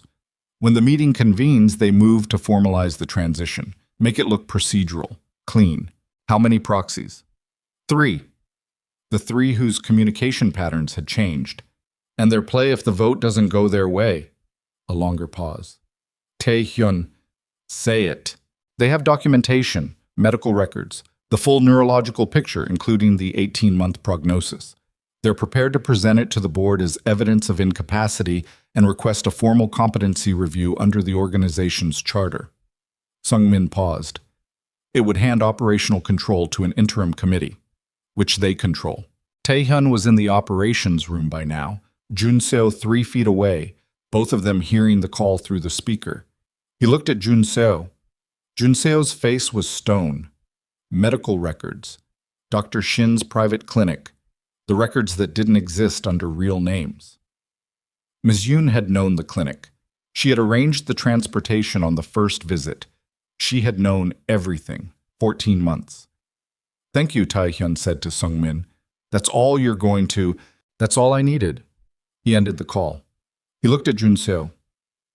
The medical records, Jun-seo said. Ms. Yoon had the clinic information.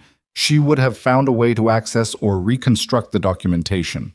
He paused. It doesn't matter. We don't fight that battle. Then which battle? The one I'm about to show you. Tae-hyun pulled up the secure document address on the operations console. Sung-jae's files had arrived, a compressed archive, meticulously organized in the way that a man who had spent 40 years in financial intelligence organized things, which was with the precision of someone who understood that the usefulness of information was entirely dependent on its accessibility at the exact moment you needed it. He opened the first document, then the second. Junseo leaned in and read over his shoulder and said nothing for 90 seconds. Then he said very quietly, "They've been laundering through the Port Authority contracts for 4 years. Yes. If this goes to the Financial Crimes Authority, their entire legitimate business structure collapses.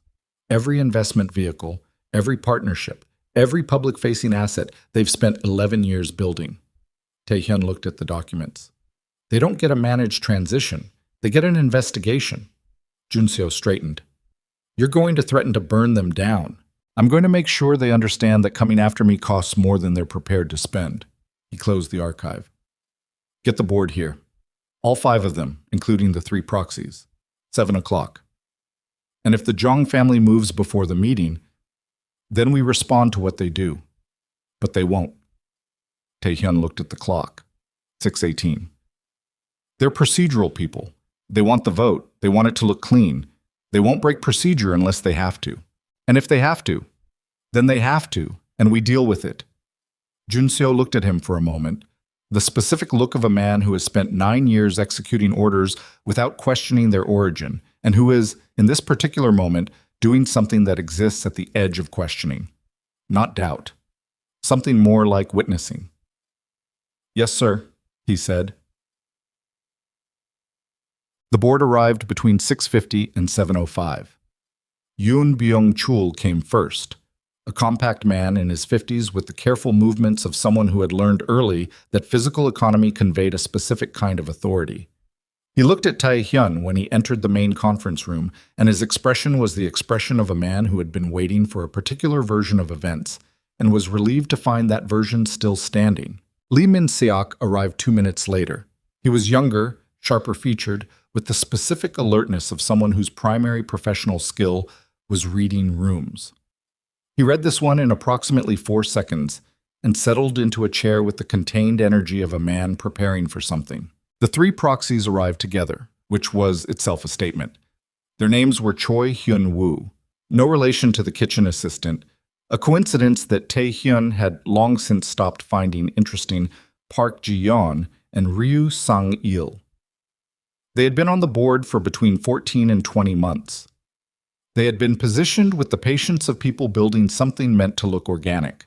They looked at Taehyun at the head of the table, and Taehyun watched them recalibrate, watched them take in the suit, the posture, the specific quality of his presence in the room, and compare it against whatever their intelligence had told them to expect. And he watched the recalibration produce something in their faces that they were not quite fast enough to fully contain. He let them sit with it. He let 30 seconds pass in complete silence, which was 30 seconds longer than the room was comfortable with, which was the point. Then he said, "I know about the Hyundai meeting, I know about the proxies, I know about the medical documentation you obtained and what you plan to do with it this morning." He let another 3 seconds pass. "I'm going to give you an opportunity to decide what happens next, which is more than you extended to me when you sent vehicles to a residential building in Mapo district at 1 in the morning. Choi Hyun-woo, the oldest of the 3 proxies, the one who had been positioned longest and had therefore had the most time to develop confidence in the position, leaned forward. "The organization's charter provides for a competency review when there is documented evidence of I know what the charter provides." Taehyun's voice did not rise. It did the opposite.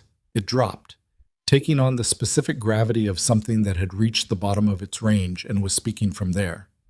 "I wrote the charter." Choi Hyun-woo closed his mouth.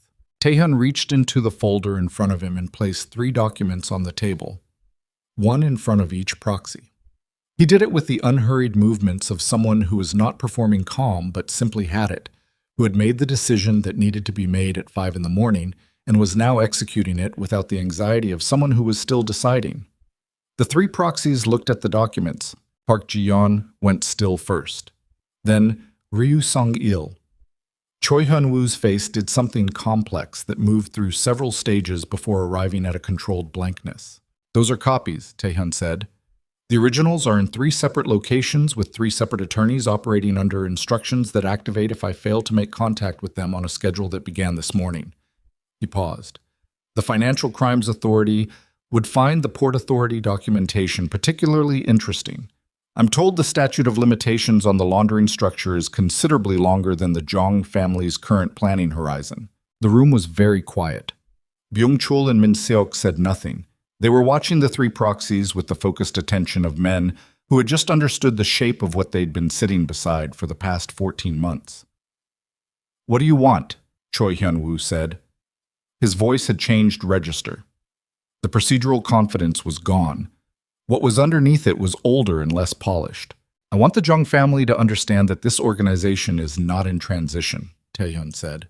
"I want the proxies on this board replaced with a process that Byung-chul and Min-seok will oversee.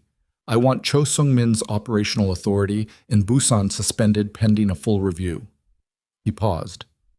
"And I want confirmation that the residential address in Mapo District is removed from any operational consideration permanently. The woman and child at that address are not part of this." Choi Hyun-woo looked at the document in front of him. He looked at the 2 men across the table who were not going to help him. He looked at the door, which Jun-seo was standing in front of with the specific quality of stillness that very large men with very specific training could produce. "I'll need to make a call," Choi Hyun-woo said. "You have 5 minutes, Taehyun said. "Use the room across the hall. Jun-seo will accompany you."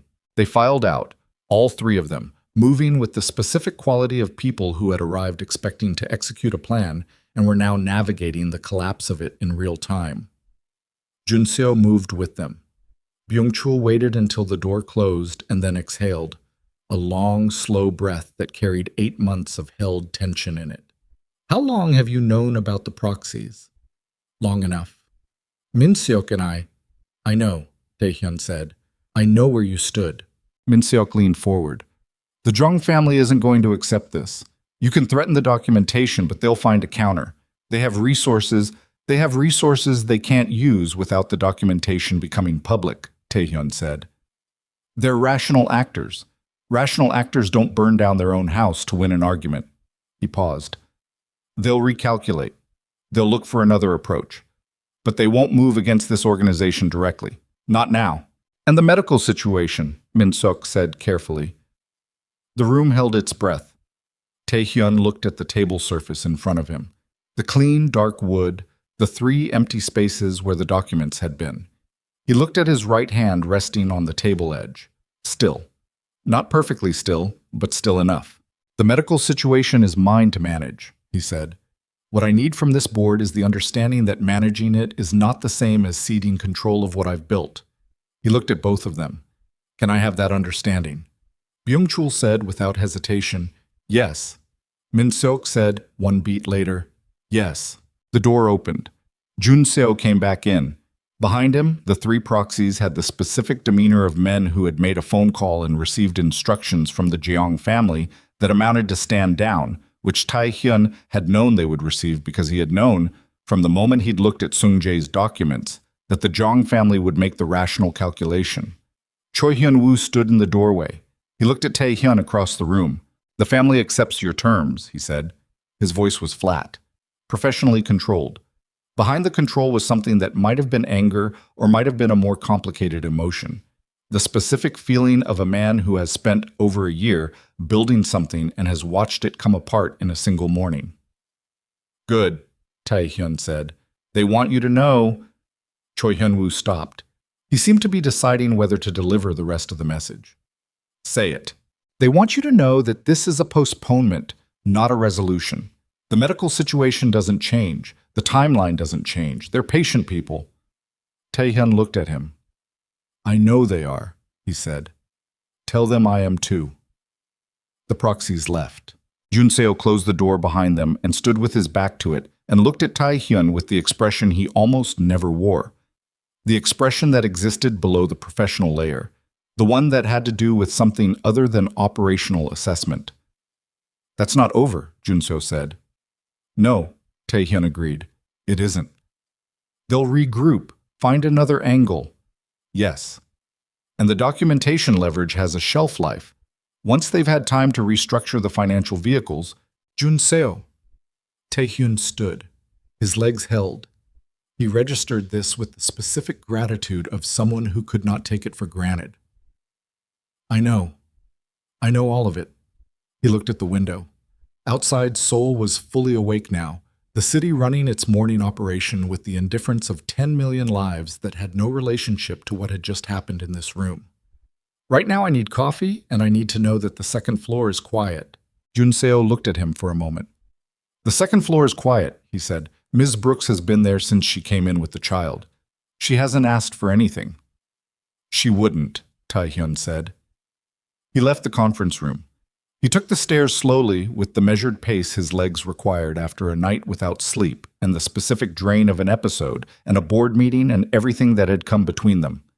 The staircase took him longer than it used to. He did not hurry it. He was on the landing between floors when he heard Nia. She was awake.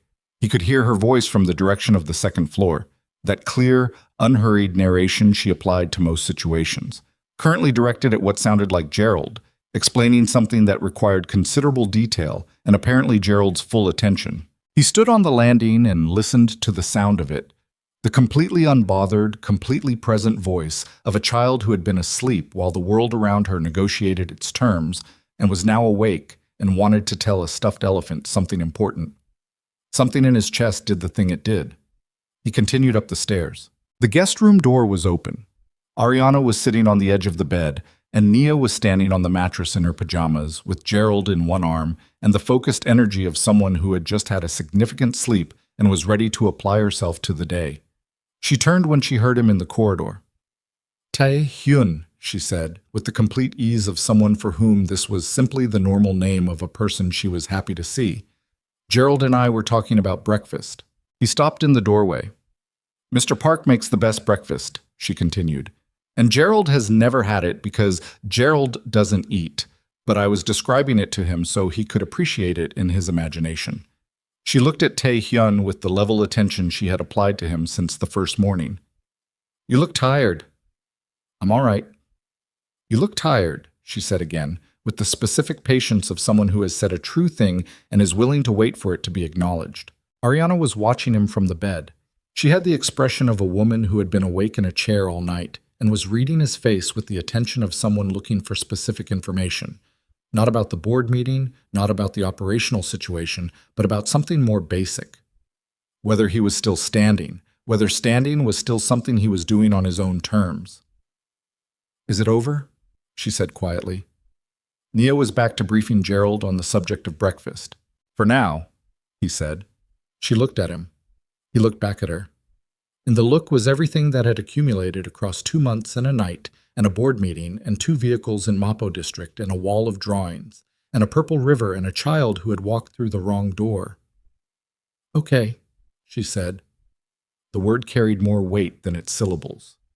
I'll take her down to Mr. Park, Ariana said, standing. She held out her hand to Nia. Come on, baby. Nia climbed off the bed. She took her mother's hand. Then she looked at Tae-hyun. Are you coming to breakfast? She said. He looked at her.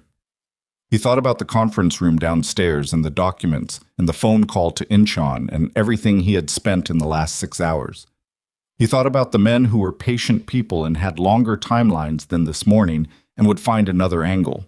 He thought about the specific, immediate, uncomplicated fact of a 4-year-old asking if he was coming to breakfast. Yes, he said. Nia grinned, the full reorganizing grin that changed the energy of whatever room it happened in, and pulled her mother toward the stairs. Tae-hyun followed them. His right hand was trembling slightly at his side.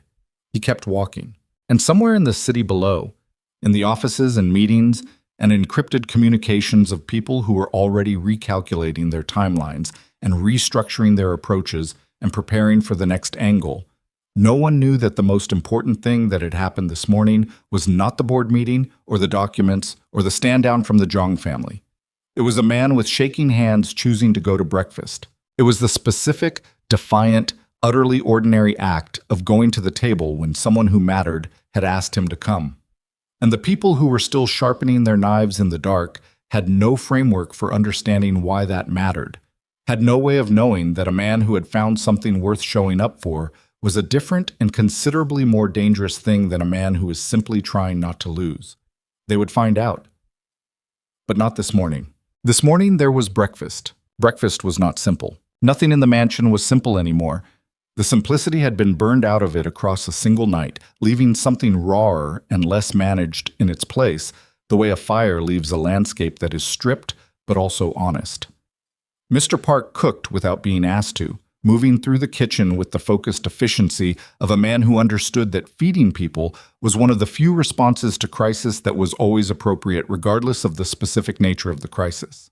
He made rice and soup in the animal-shaped jian that had become Nia's standard, and he plated everything with the same precision he brought to formal dinners for 20, because Mr. Park had only one standard, and it did not adjust downward for circumstances. Taehyun sat at the kitchen table, not the formal dining room.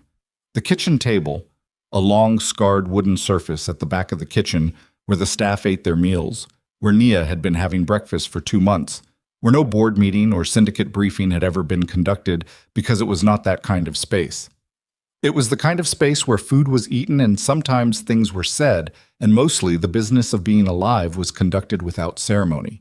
He sat there and Nia sat across from him and told him about a dream she'd had involving a very large fish who had learned to fly, which she described in considerable structural detail while eating her jian with the focused application of someone for whom eating and narrating were not competing activities, but complementary ones. Ariana sat beside Nia and drank her coffee and said very little, which was her register for mornings after nights that had required too much of her. She was present and she was steady, and she was watching both of them, her daughter and the man across the table, with the specific quality of attention she brought to things she was still deciding what to do with. Taehyun ate. His hands were steadier than they'd been at 5 in the morning. Not steady. Steadier. There was a distinction and he had learned to work with it. Junseo appeared at the kitchen doorway at 8:15, looked at the scene at the table, and delivered his morning briefing in a lower register than usual, standing at the threshold rather than entering, as if the kitchen operated under different rules than the rest of the building, and he was respecting the boundary. The Jong family's legal team had been in contact with their financial advisors since 6 in the morning.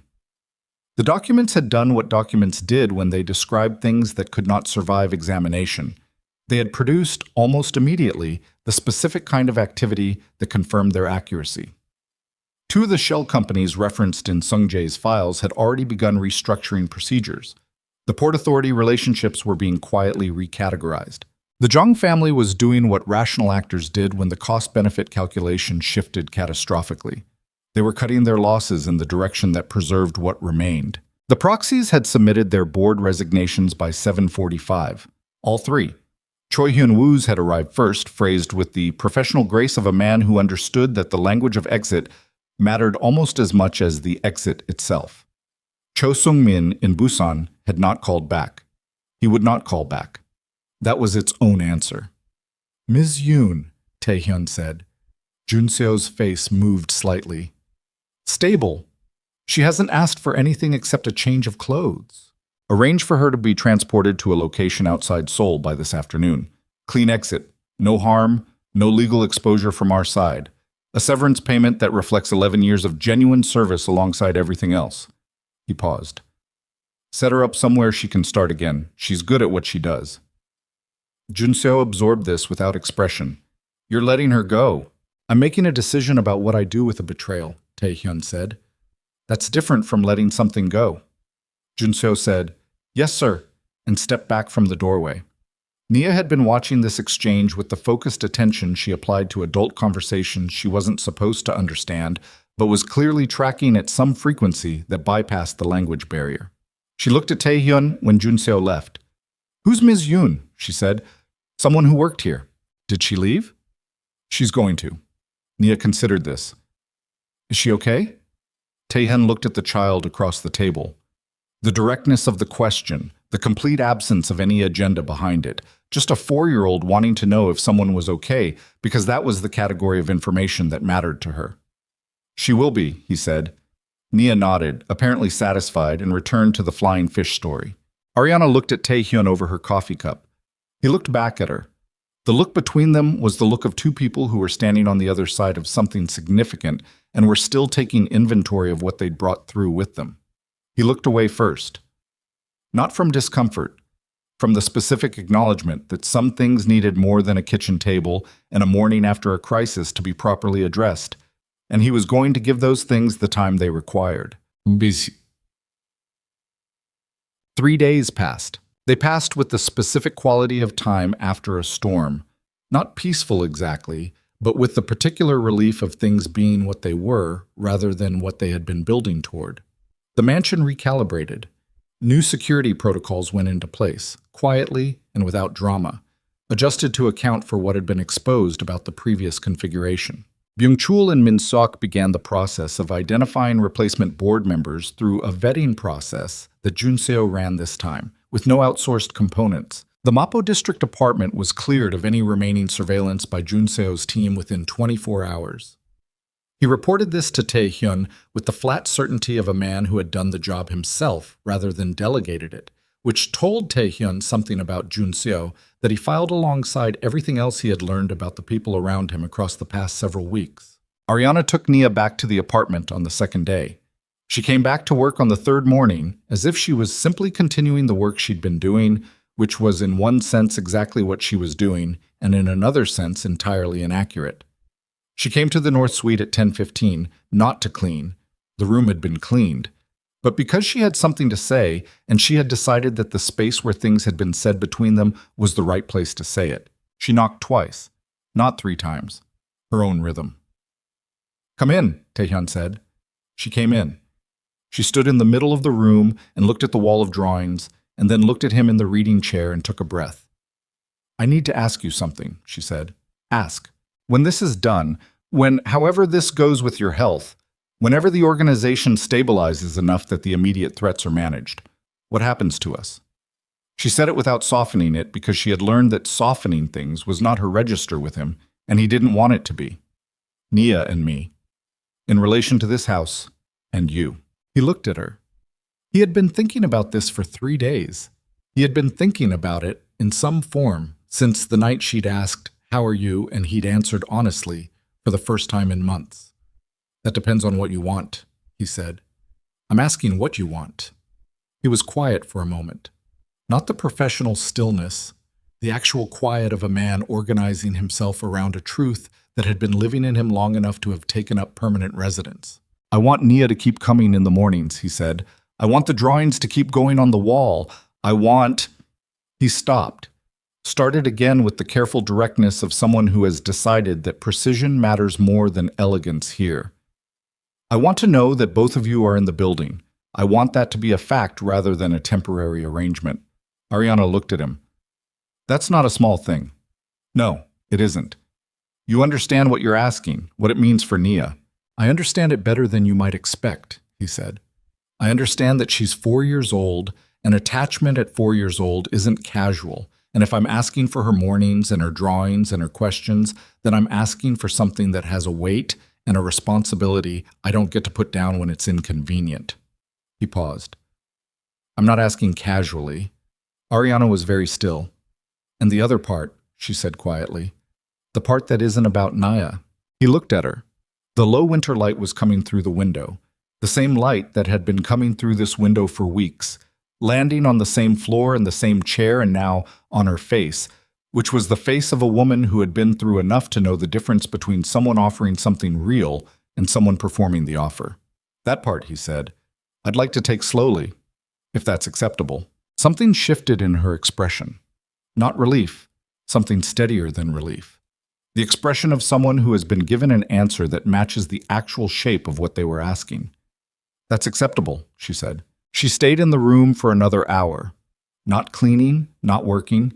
She sat in the desk chair and he sat in the reading chair, and they talked.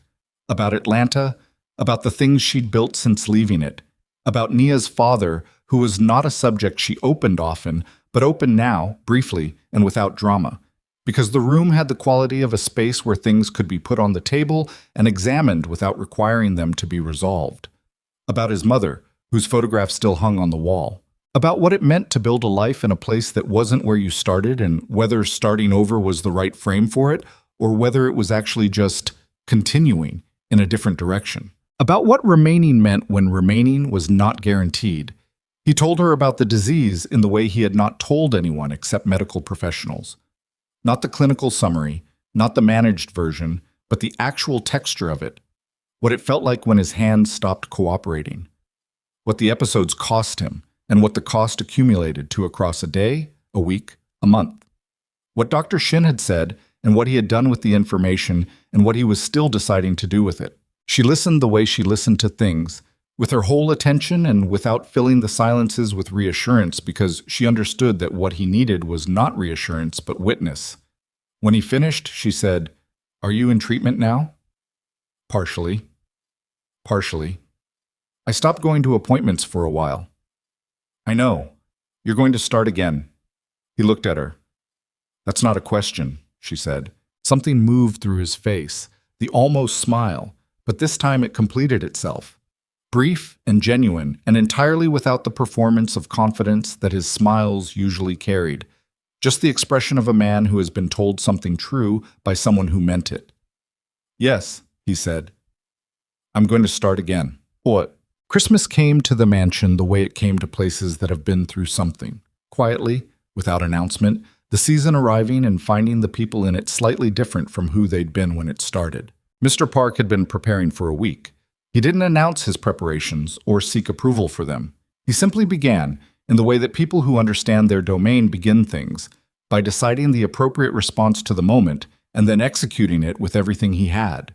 The kitchen staff decorated the prep area with paper garlands that Nia had helped make during the afternoons when she now spent time in the kitchen under Mr. Park's watchful and surprisingly patient supervision.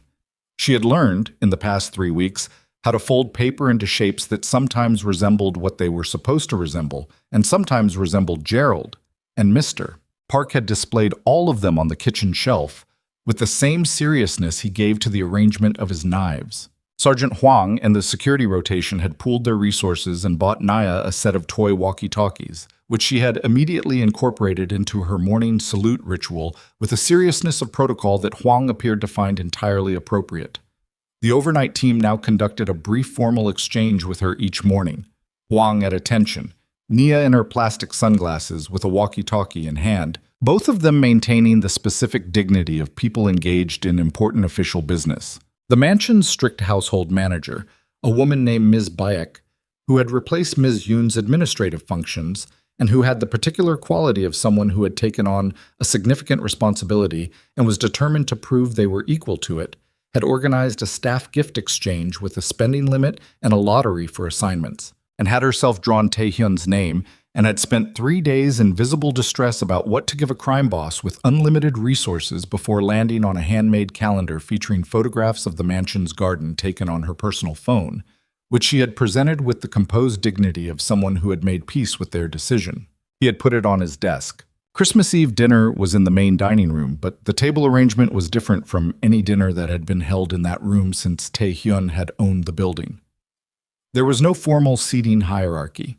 The staff sat together, Mr. Park and his assistants, Sergeant Huang, and 2 members of the overnight team who had stayed voluntarily, Ms. Bayek with her characteristic precision occupying exactly the right amount of space, Jun Seo at the far end of the table with the expression of a man who was not accustomed to sitting at tables for reasons other than operational briefings and was making a genuine effort to adjust.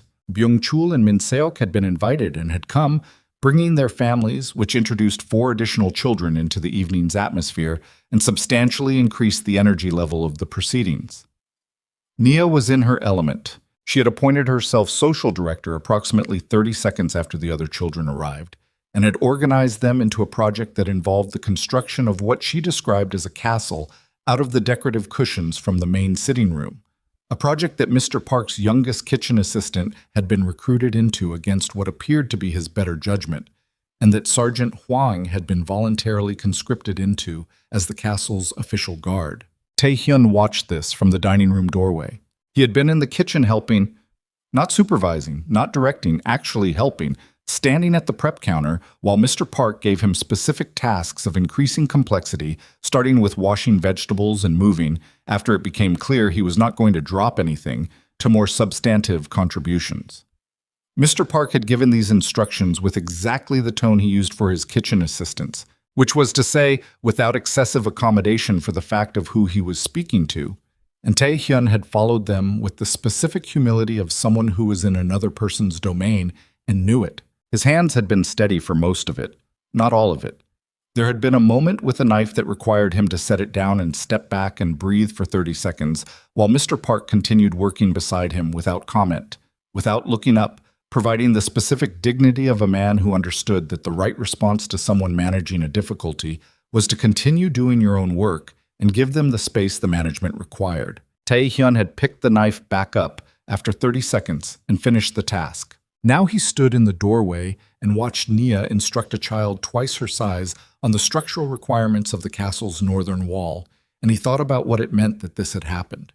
That the building he had locked down and emptied of anything that could reach him had ended up here, full of noise and paper garlands and children's logistics and Mr. Park's food, and Jun Seo sitting at a table with the expression of a man making a genuine effort. He thought about the 11 months since Dr. Shin had told him 18 months, possibly less. He thought about what those 11 months had contained and what they had cost and what they had also, entirely unexpectedly, produced. Ariana appeared beside him. She had a glass of water for him. She had started doing this without asking, appearing with water or tea at specific intervals throughout the day with the matter-of-fact practicality of someone who had identified a gap and filled it, the way she filled most gaps, without announcement. He took the glass. "She's been running that castle operation for 40 minutes, Ariana said. "I know. The kid from Min Seok's family has been trying to resign twice, and she keeps not accepting it."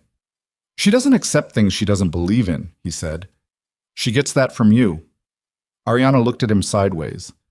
He looked straight ahead at the castle operation. The almost smile was there, and this time he didn't manage it back into stillness. She saw it. She said nothing about it. She stood beside him, and they watched together. Long. After dinner, after the other families had gone home, and the kitchen had been restored to Mr. Park's standards, and the castle had been partially disassembled, and the overnight rotation had settled into its configuration, Tae-hyun found himself in the main sitting room beside the fireplace with Nia in his lap. She had been fighting sleep for 45 minutes, with the specific determination of someone who understood that sleep was the end of the evening, and the evening was good, and therefore sleep was to be resisted. The resistance was failing.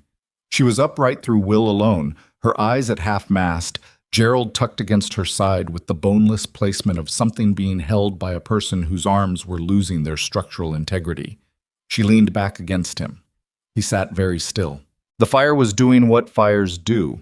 Its light moving across the walls of the room, finding the surfaces and giving them a warmth that the room's materials didn't have on their own. The paper garland Nia had made with the kitchen staff ran along the mantelpiece, slightly crooked, the colors bleeding where the tape had pulled at the paper. On the table beside him was a crayon drawing. Nia had made it that afternoon, her latest, placed on the table without ceremony or explanation when she'd finished it, the way she placed all of them now. He had looked at it and not said anything, which was sometimes the right response to her work. It was a drawing of a table. Around the table were figures, many of them varying in size and specificity, some barely more than colored shapes, and some rendered with more care. At the head of the table was the figure with the crown or aggressive hair. Beside it, a small figure with what was unmistakably Gerald. And around both of them, filling the table, all the other figures she had drawn in the colors she had chosen, which were not realistic and were entirely accurate. Ariana sat across this fireplace in the other chair. She was watching Nia lose the fight against sleep with the expression of a mother, watching something she has watched hundreds of times and finds unreduced in its power by repetition. She looked up and found Tae-hyun watching her. "She's going," Ariana said quietly. "I know." Nia made a small sound that was the sound of someone issuing a final protest against the inevitable, and then went completely still, her weight settling fully against him, her breathing shifting into the long, even rhythm of sleep. The room was very quiet. Tae-hyun looked at the child asleep against him, this small, absolute, entirely accidental fact of her, the way she had walked through a door she wasn't supposed to, and said a true thing about his eyes, and had not once across the weeks that followed, moderated herself into a smaller or less demanding version of who she was. She had simply continued being Naya. She had simply continued seeing him. He thought about the alarm button on the chair arm that he had not pressed. He thought about every decision that had followed from that one. The drawing on the wall, the questions he had answered honestly. The names said through a closed door in a clear, unhurried voice. The purple river, the two hands, the flying fish, the castle made of cushions. He thought about his mother's photograph on the wall of the North Suite. The smile caught by a camera she didn't know was there, in a moment she didn't know was being kept. He thought about what she would have made of this evening, of the paper garlands and the castle and Mr. Park's food and the child asleep against a man who had spent 8 months systematically removing everything that could reach him. He thought she would have found it funny, and then not funny, and then something that didn't have a name in the vocabulary he had access to. He looked at Ariana across the fireplace. She was looking at him with the expression he had come to understand as her default when she had decided something and was not yet saying it, clear and direct, and with the specific patience of someone who was going to say it when the time was right and was not going to be rushed. "What?" he said. "Nothing," she said. "I'm just looking." At what? She looked at the child asleep against him, at his hands, the right one resting on Nia's back, not moving, not trembling, simply there.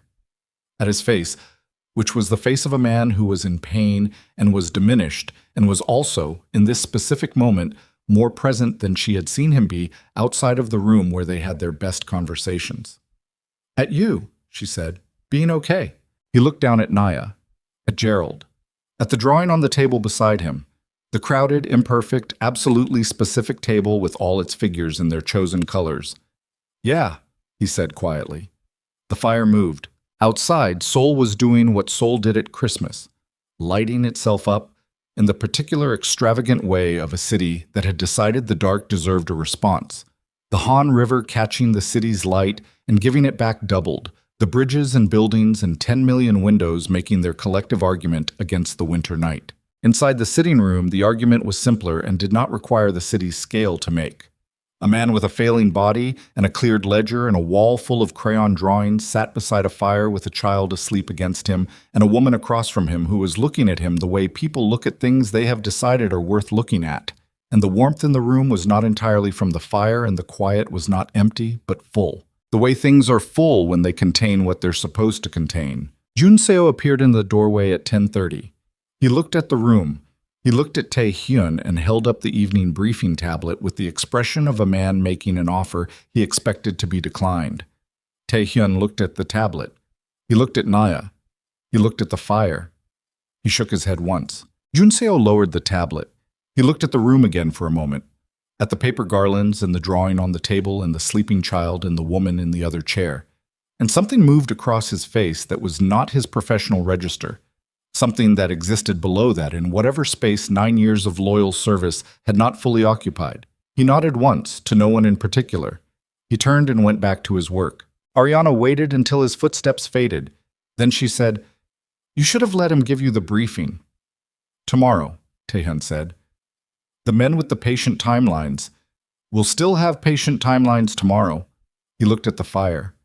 "Tonight is tonight." She was quiet for a moment, then, "Merry Christmas." He looked at her. He smiled. A genuine smile. Unmanaged, uncontrolled, the kind that his face produced when he stopped telling it what to do. And it changed the room the way Nia's grins changed rooms. Not because it was large, but because it was real. And real things in spaces that have been performing something else for a long time had an outsized effect. "Merry Christmas," he said. The fire burned. Nia slept. And in the morning, there would be more drawings and more questions, and more breakfasts at the kitchen table where things were said and sometimes resolved and sometimes simply held between people who had decided that holding them together was better than setting them down. There would be treatment appointments that Tae-hyun would keep, and board meetings that would require everything he had, and the patient men with their restructured timelines who would find the next angle and would discover, each time, that the calculation they had been running was missing a variable they hadn't known to account for. There would be all of it. The difficulty and the diminishment and the ongoing, unglamorous, costly work of being alive in a world that did not hold still. But tonight was tonight. And what tonight was this. A man who had locked the world out and been found anyway, sitting beside a fire with a child asleep against him and a woman across from him and a drawing on the table beside him. A table crowded with figures in imperfect colors, made by hands that did not know how to make things small, left there without explanation because no explanation was required. Worth more than the empire. Worth more than the leverage and the documents and the 11 months of careful management and everything the long, careful architecture of power had ever produced. Because in the end, the child had been right. His eyes had been lonely. And she had simply refused to leave them that way.